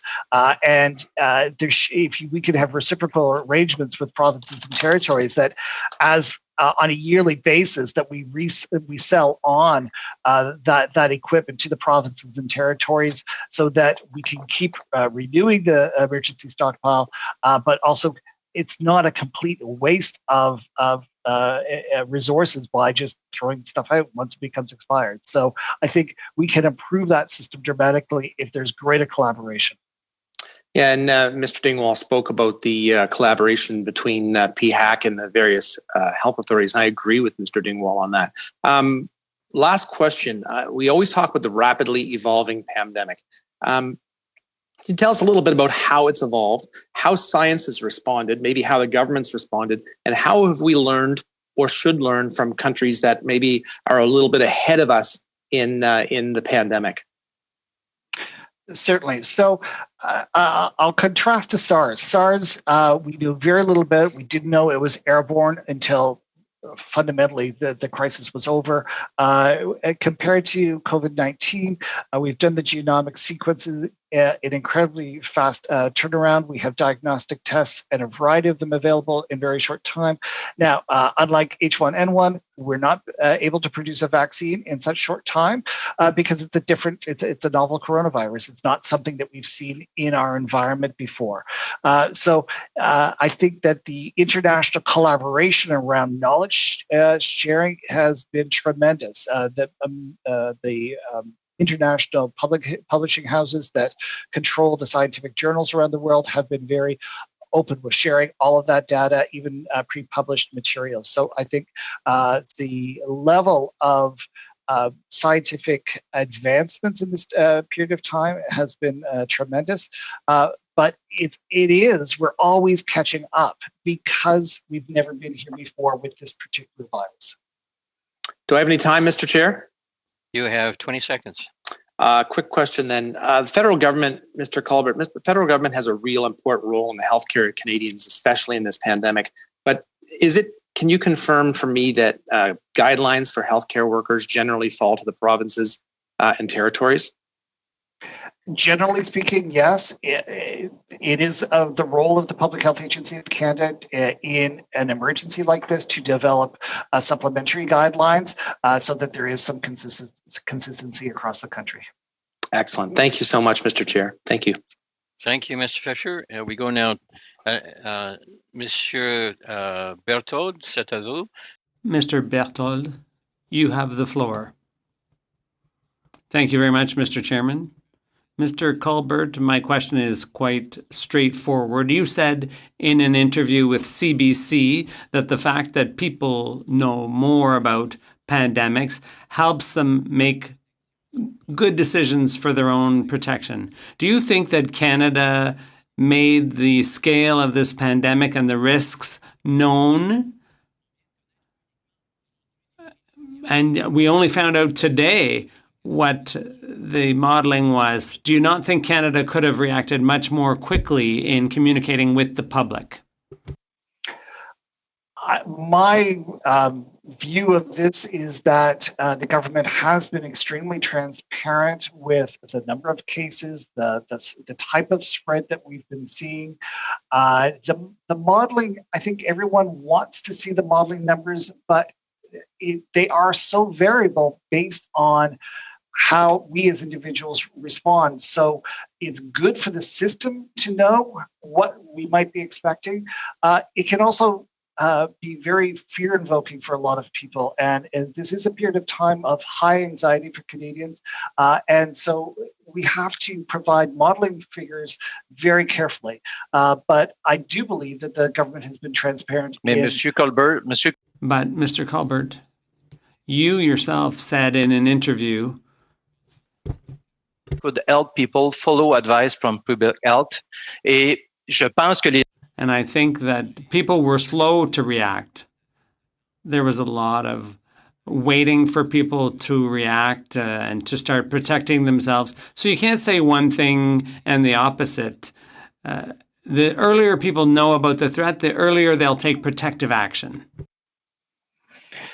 I believe the CBC interview that you were referring to, I was being asked about how much information should be shared, as in how many cases and how specific information should be, as opposed to protecting a person, the anonymity of individuals and their confidential health information. So what I was saying is share as much as you can without compromising confidentiality. I do not think it's a disconnect from saying. Well, I agree with you. Thank you very much, Mr. Colbert. I have a question for Ms. Lapointe.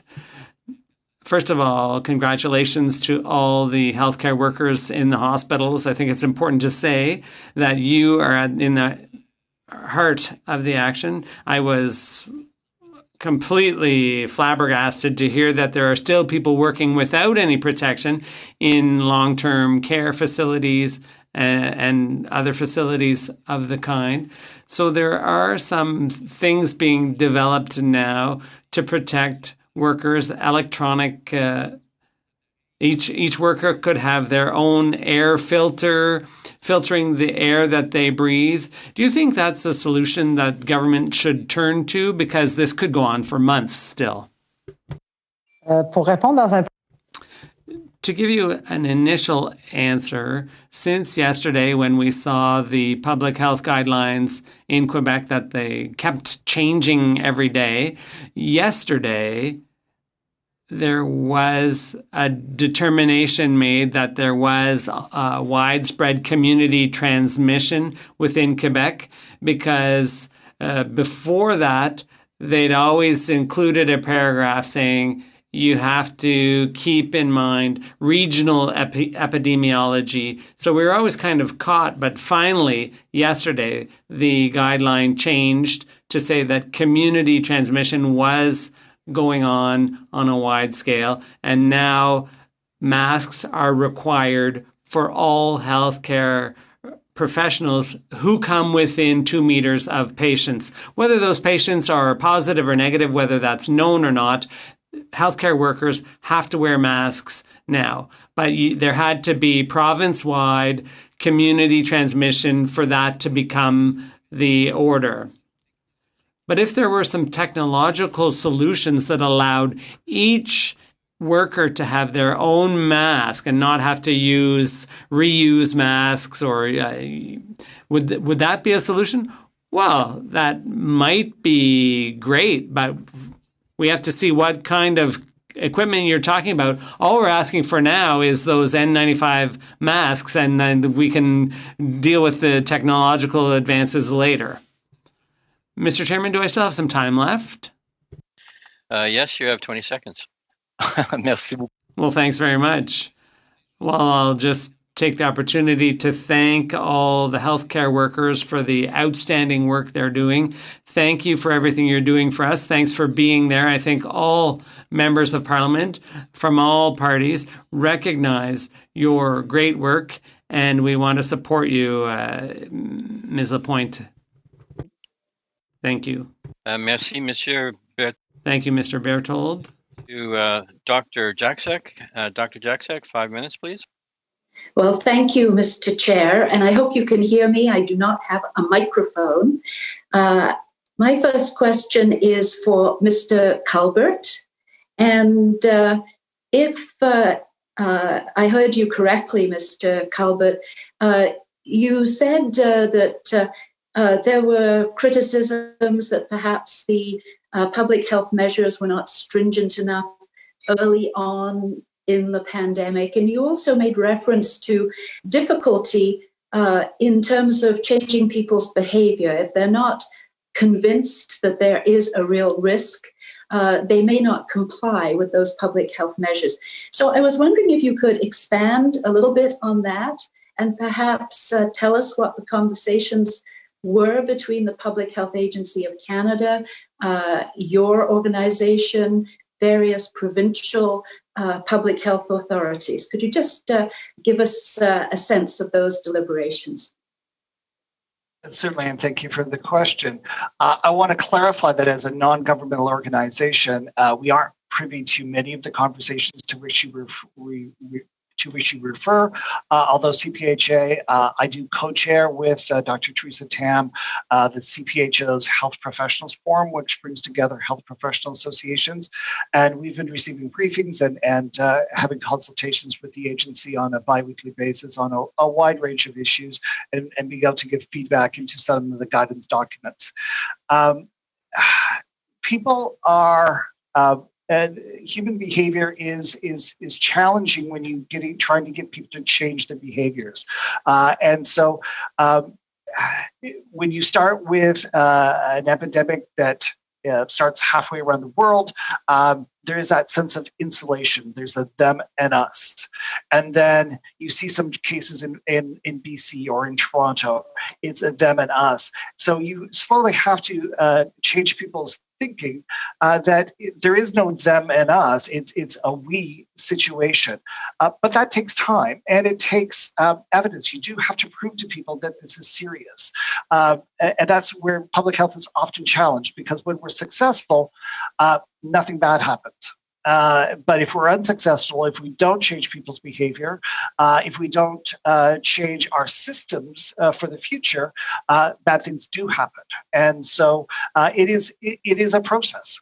I'll leave it at that for now. And so in follow-up, you've talked about a national framework that you think would be desirable in terms of public health practice across the country. And we've heard a little bit about perhaps the authority for the federal government to actually require data collection, coordination, rather than being more on a voluntary basis, that the federal government have the authority to collect data nationwide. What else in that national framework would you like to see where there would be perhaps better coordination of activities between the federal government, the provinces, and the territories? Well, certainly the establishment of national public health standards across the country would be a wonderful development out of something like that.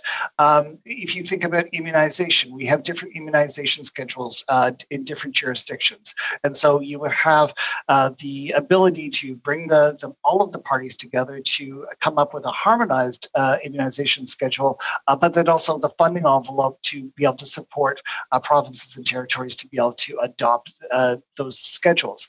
It really is about creating a rising tide so that we can raise the level of health and well-being for all Canadians equally and fill in the gaps where necessary across the country. Data is a consistent problem as far as the ability of provincial territorial governments to collect what the federal government would like to have, but then there is that sense of not always being wanting to share information about problems or because unfortunately, it is politicians who make those final decisions as to what information gets shared. And so there are challenges there. If we had that national framework, I think it could improve things dramatically. So perhaps I could ask the Honourable David Dingwall, in terms of clearly his experience as a former Minister of Health, hearing Mr. Culbert, what is your opinion of more of a national framework when it comes to public health?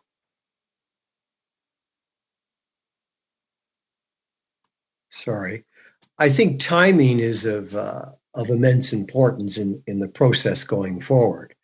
I think you would call upon all of the various stakeholders, and I think they would probably agree that with some clear national standards that we all buy into, would be very, very helpful to those that are on the front lines. I also believe it requires some statutory obligations, as I responded to one of the earlier questions. I don't think we can just have a framework. I think we need a framework that has statutory teeth, where people are going to have to report on a regular basis in terms of what is transpiring and what is not transpiring. It's all well and good to have the framework, but if someone is not exercising, seeing that the stockpiles are renewed and that we don't have antiquated equipment, that people are trained, that we're looking for the best practices worldwide, that we're taking into consideration the practices of the World Health Organization in terms of all of their abilities. So from that perspective, yes to the national framework, but it needs to have some teeth. And I think the teeth is the statutory obligations of the parties going forward. Thank you, Dr. Thank you very much. We go now to Monsieur Thériault. Monsieur Thériault. Mr. Thériault, you have 2.5 minutes. Go ahead. Thank you, Mr. Chairman. My question is for Mr. Culbert. You said a moment ago that the steps taken have to be proportional to the threat, because otherwise people would be less likely to comply with and support those steps. But Quebec, when they declared a state of a public health emergency, there were only 17 infections and no deaths. And in Canada, there was only 1 death at that point. And now Quebec is considered one of the champions of confinement and social distancing. Quebec is considered to have taken tough steps, even though we have had very few deaths, primarily in long-term care. And this also had to do with the rationing of PPE. So how is it possible that after SARS, we have been unable to meet this pandemic with an adequately stocked emergency stockpile? What did we benefit from SARS if today we have the situation we have? Certainly, many of the lessons of SARS have been learned, and I think we would be in a much worse situation if we had not followed those recommendations as closely as we had. We do have a Public Health Agency of Canada that is really doing a tremendous amount of work, and the coordination work that they're doing is incredible. Have those lessons been learned perfectly? Mais tout se passe vraiment comme prévu? But everything's really going according to plan? Is everything really going to plan? Is the shortage of equipment and the availability of equipment from the national stockpile, is that all going to plan? Absolutely not. I would say that the National Emergency Stockpile is probably the largest failure as far as our response goes to date. And as I mentioned, it is one of those things that requires much greater collaboration between the federal government and the provincial territorial governments.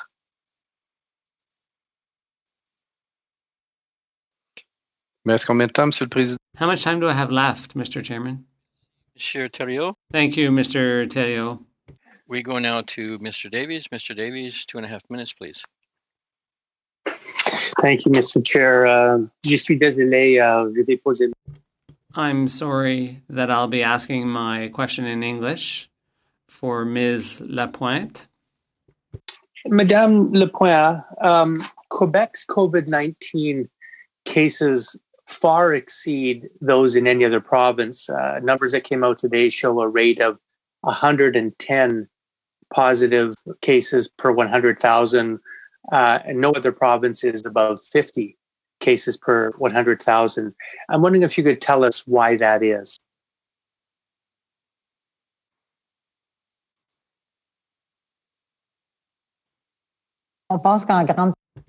We think it's largely due to the number of tests that have been done.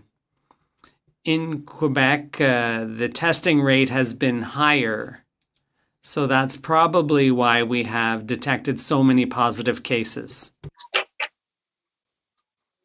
Thank you. And, one of the other,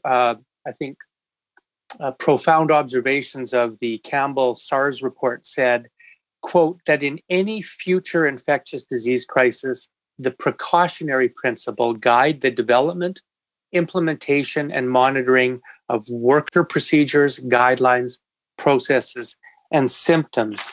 Now, many people, I think, are expressing that they think that the reaction of the Public Health Agency of Canada may have been too slow and maybe too cautious, too slow to close borders and impose travel restrictions, too slow to acknowledge community transmission, too slow to acknowledge asymptomatic transmission, too slow to recommend the potential that masks may have in helping to reduce transmission. And you identified perhaps being too slow in identifying potential airborne transmission. What's your sense, Madame Lapointe? Are we fully displaying the precautionary principle, or do you think we are being too slow in getting ahead of measures that may help in slowing the spread of the virus?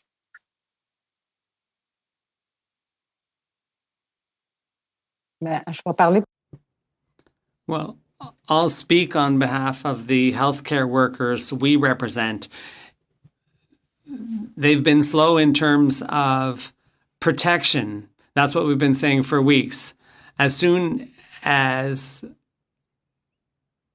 families were told to stay home, workers discovered that there was a shortage of equipment or that it was being withheld, doled out sparingly. And they were fearful that they would transmit it to other patients. And we learned that some healthcare professionals work in more than one facility. That's being dealt with. But if you worked in 2 or 3 different facilities, then obviously contamination could spread from one facility to another. And that didn't help. Thank you, Mr. Davies. That ends our second round. We go now to start our third round. We begin with Ms. Jansen. Ms. Jansen, 5 minutes. Go ahead. Yes, thank you so much to everybody for coming and joining us to kind of try and understand what's working, what's not working. And I wonder if I could direct my first question to Mr. Ian Culbert. You mentioned that Dr. Tam was taking an incremental approach to the restrictions because Canadians wouldn't be willing to comply and it had to be done slowly. And I'm just wondering, for me, I'm about an hour outside of Vancouver. On the 21st of January, I hosted a Chinese New Year event. And the Langley Chinese Cultural Arts Association did a beautiful presentation for us. It was fantastic. And then by the 25th of January, they actually canceled their much, much larger presentation that was going to happen in Langley due to the COVID crisis. And they were begging me to get the government to be more proactive. They themselves as a community began to pick people up from the airport that were returning from China to ensure they didn't take cabs. They were buying them groceries so that they wouldn't go to grocery stores. This was all done on a completely voluntary basis. So I'm just wondering if it might have been, is it possible it was a misjudgment of willingness of Canadians to self-isolate that this didn't go quicker? I would say that you're talking about a highly sensitized community in the situation that you're speaking to. So they have a direct connection to what was happening in China and very much aware. I think many Canadians were not that connected and thinking of it as a problem on the other side of the country. Okay, thank you very much. I appreciate that. I have a question now for Linda Lapointe. I'm just wondering, you mentioned that there was a stockpile failure. You mentioned that in your presentation, and in regards to the PPE reuse was a real disaster. I know Linda Silas mentioned it was sick was what she said at our last meeting. And then you mentioned at the end of your presentation that the government was really pulling out all the stops. So that's fantastic to hear. But does that mean that you have been able to stop the reuse of PPE? Because I have not heard that here on the western side of Canada.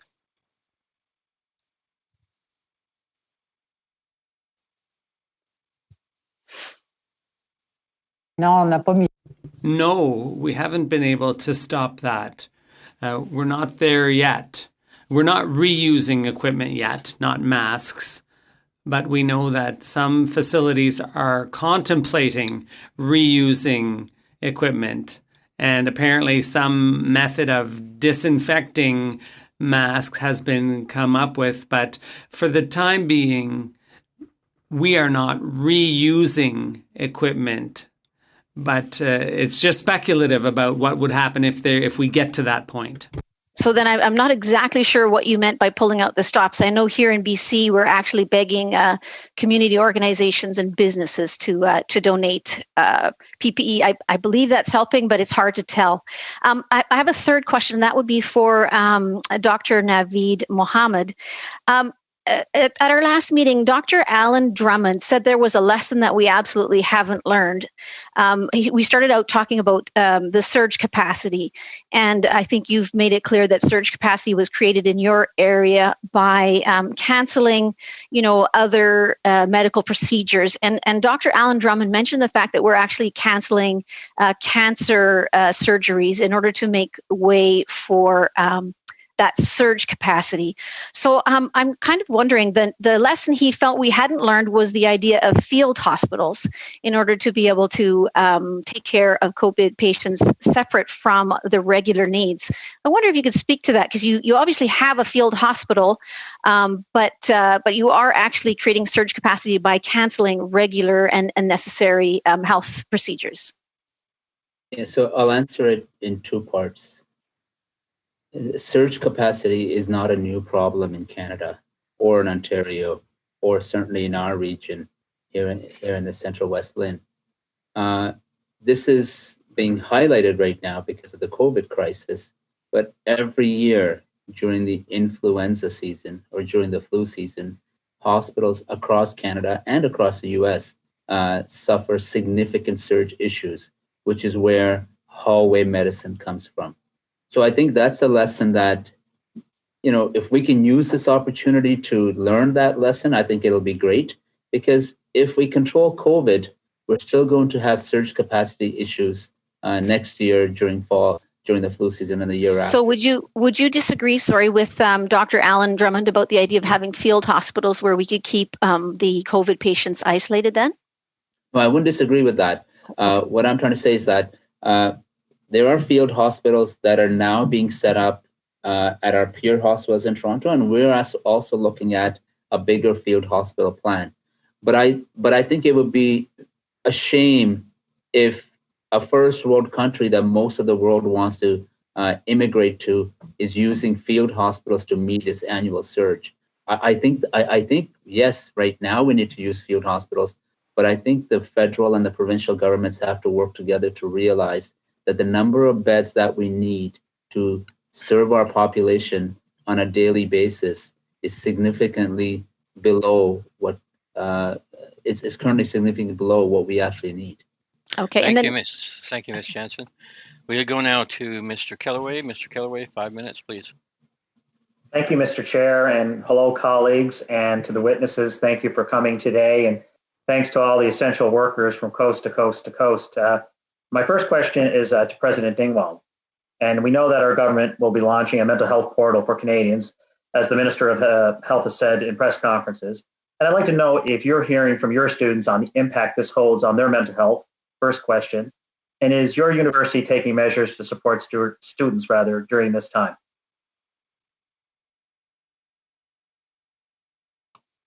Thank you for the question.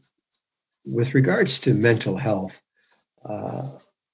I think it has significantly enhanced in terms of the number of cases, the number of questions, the students reaching out for forms of comfort and attention.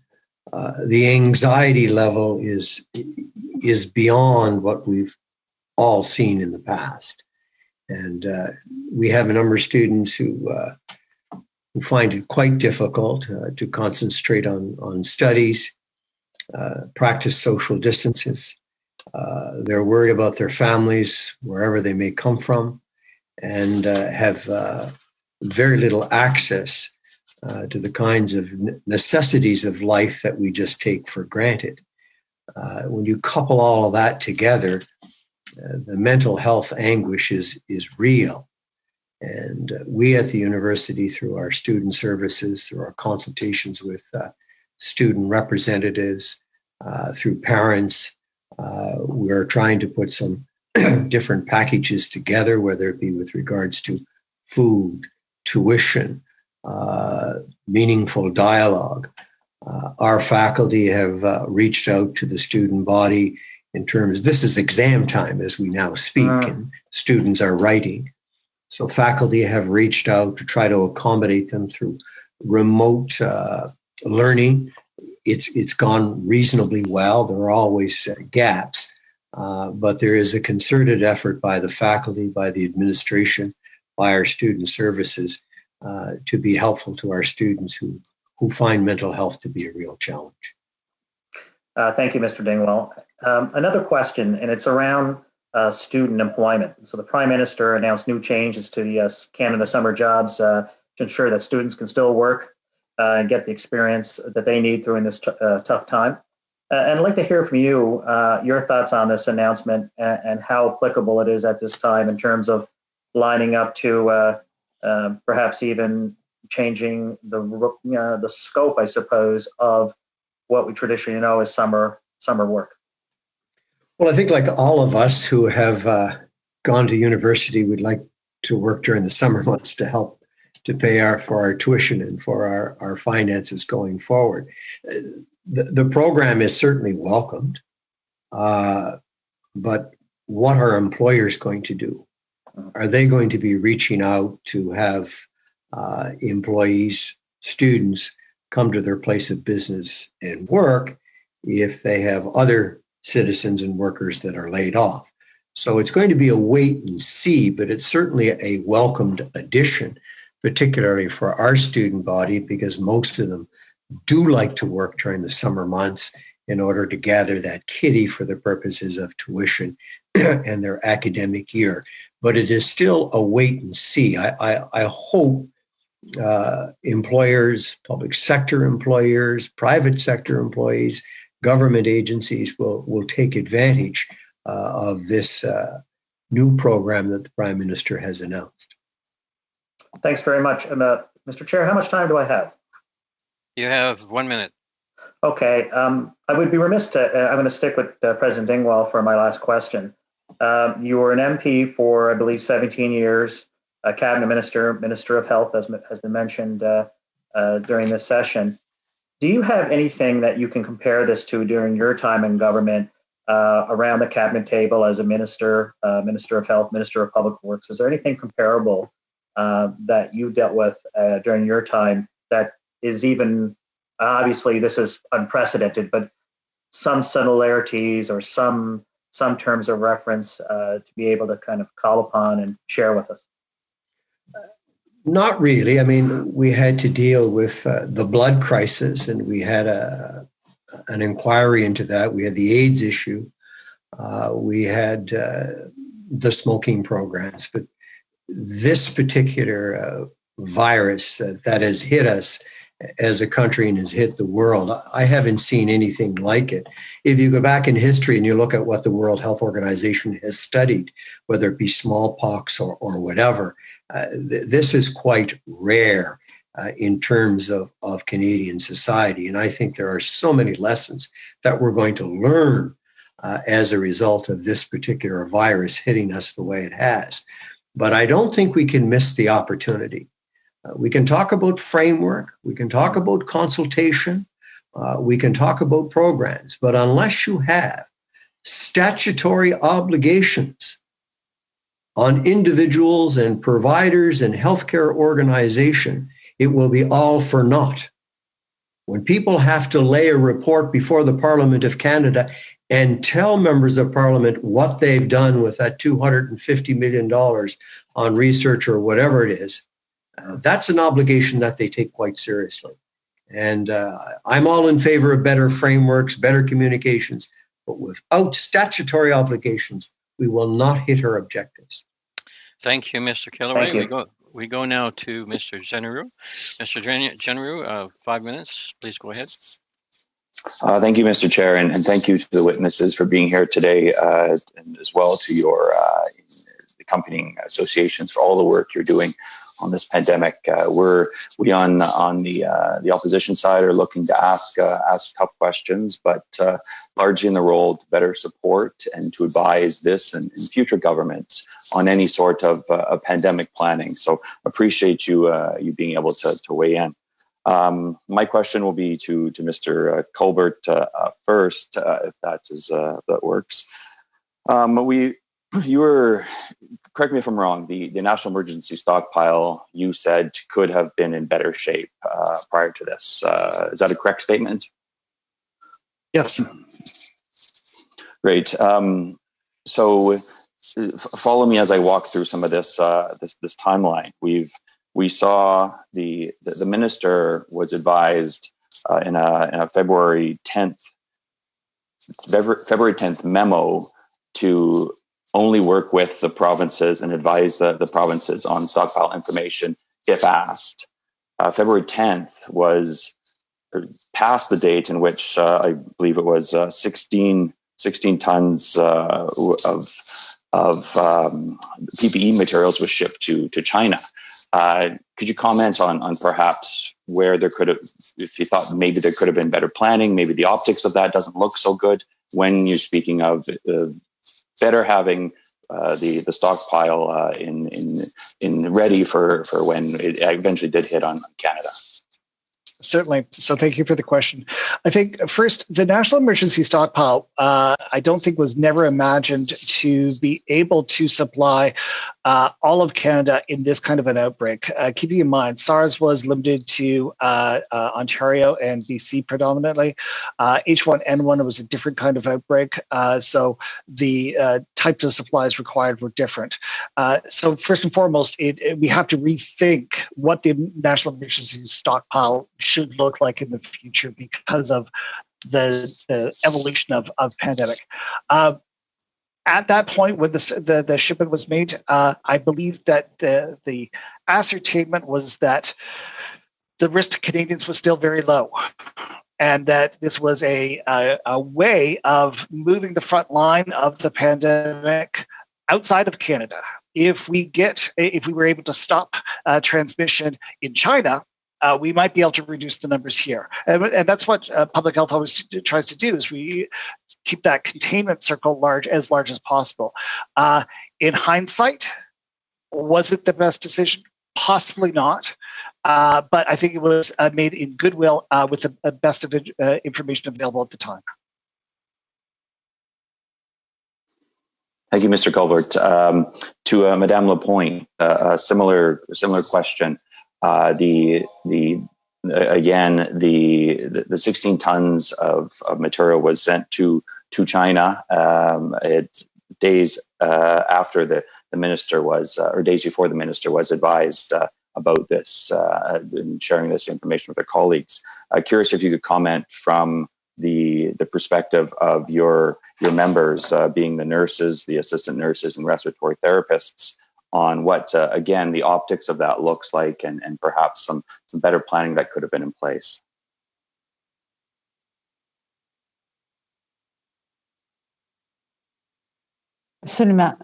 Absolutely. The decision was made, but we knew that the situation was not going to play out exactly as it was expected. There was a huge surge in Quebec, and in my opinion, those chances shouldn't have been taken. More should have been done to reduce the spread. But at the very least, healthcare workers should have been offered some minimum of protection, because we can now see that they weren't adequately protected. And in other countries, we've seen 14% of healthcare workers infected with this virus, and there have even been some deaths, particularly in Italy and Spain. I hope there will be none here in Canada, or if there were, it would be very regrettable. Just out of curiosity, Madame Lapointe, was your association consulted on any of that? Have they been consulted on emergency stockpile from the minister herself?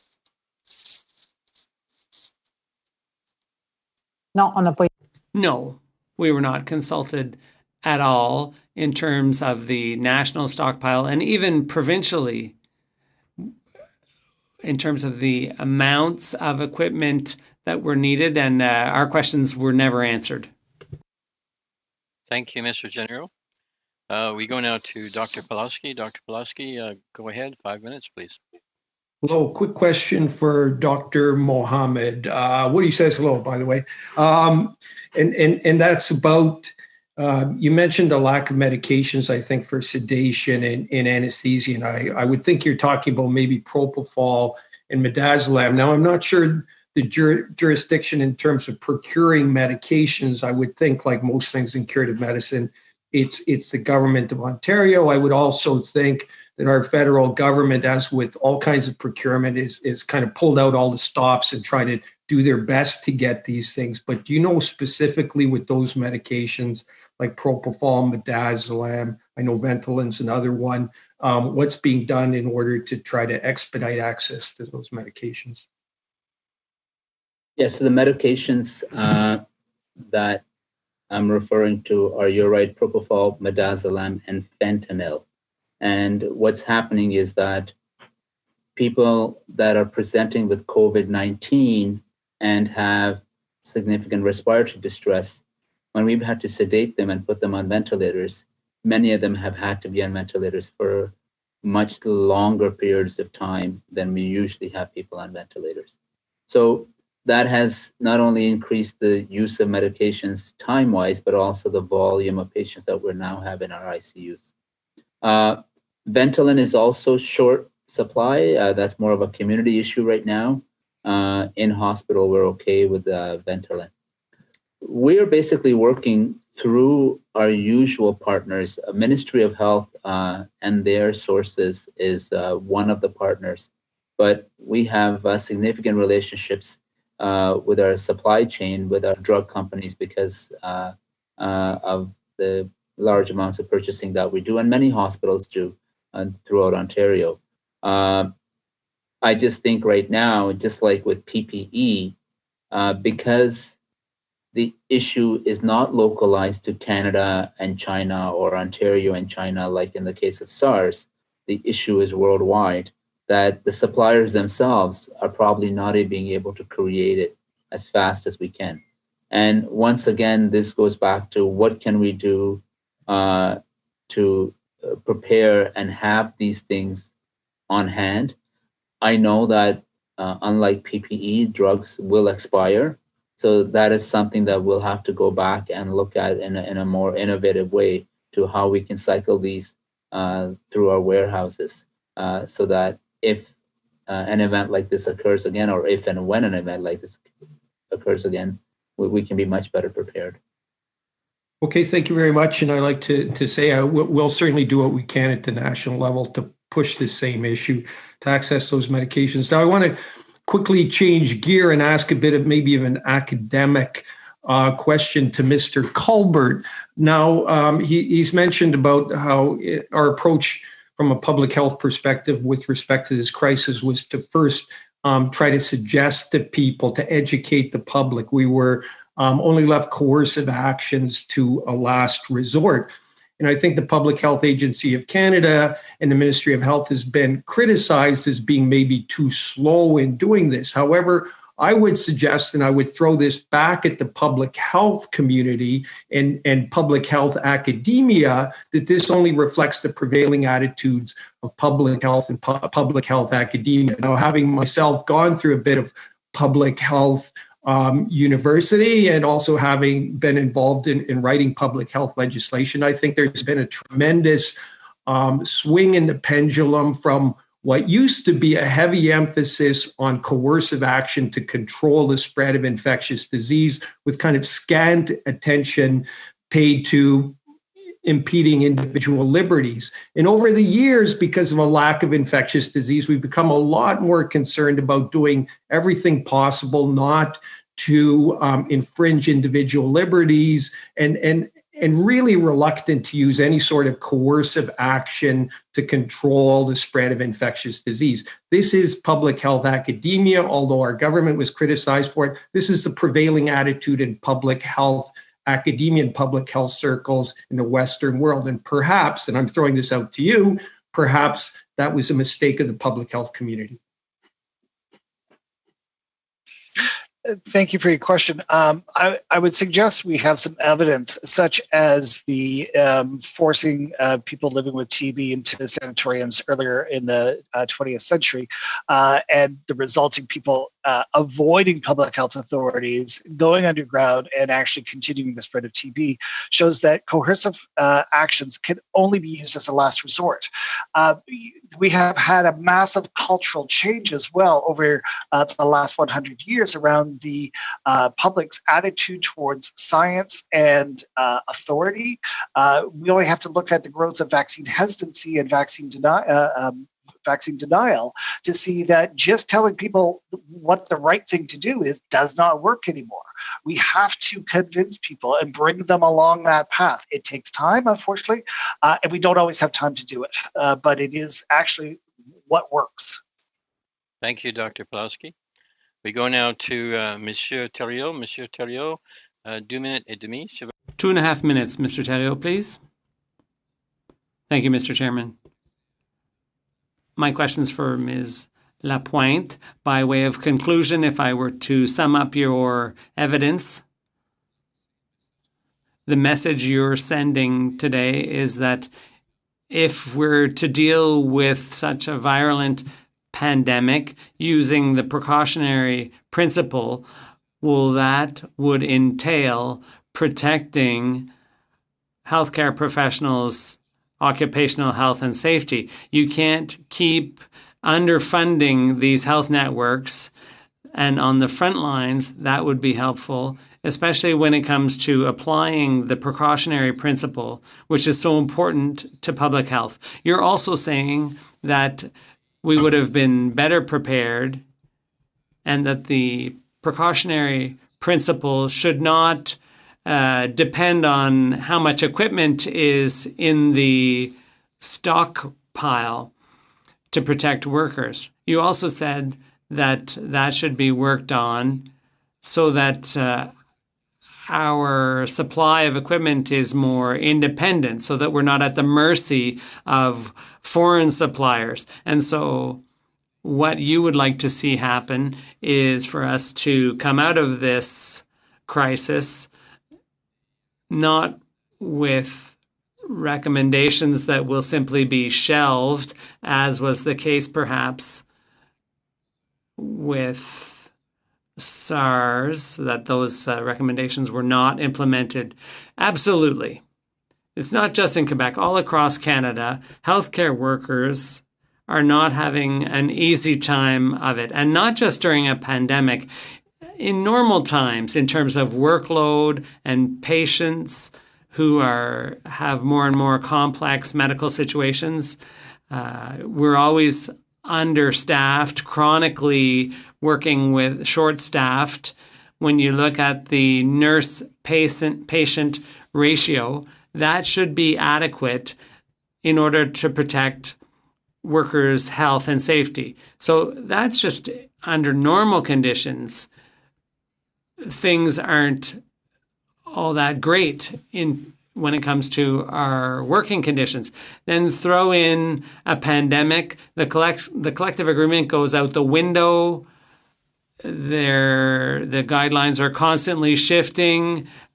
The priorities are changing. A lot of things are being done very by the seat of our pants, and workers are getting the short end. So there's a lot of people who will probably get sick, a lot of healthcare workers who will probably quit or turn to other careers. So we have to address this because this will lead to longer term problems. Thank you very much. Thank you, Mr. Thériault. We go now to Mr. Davies. Mr. Davies, 2.5 minutes, please.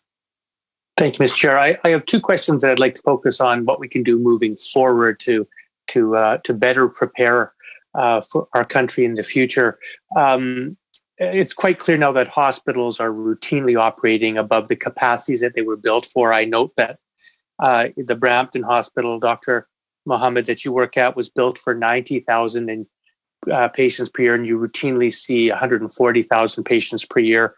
Obviously, there's concern about our hospital's ability to deal with surges. We're having to set up tents and field hospitals.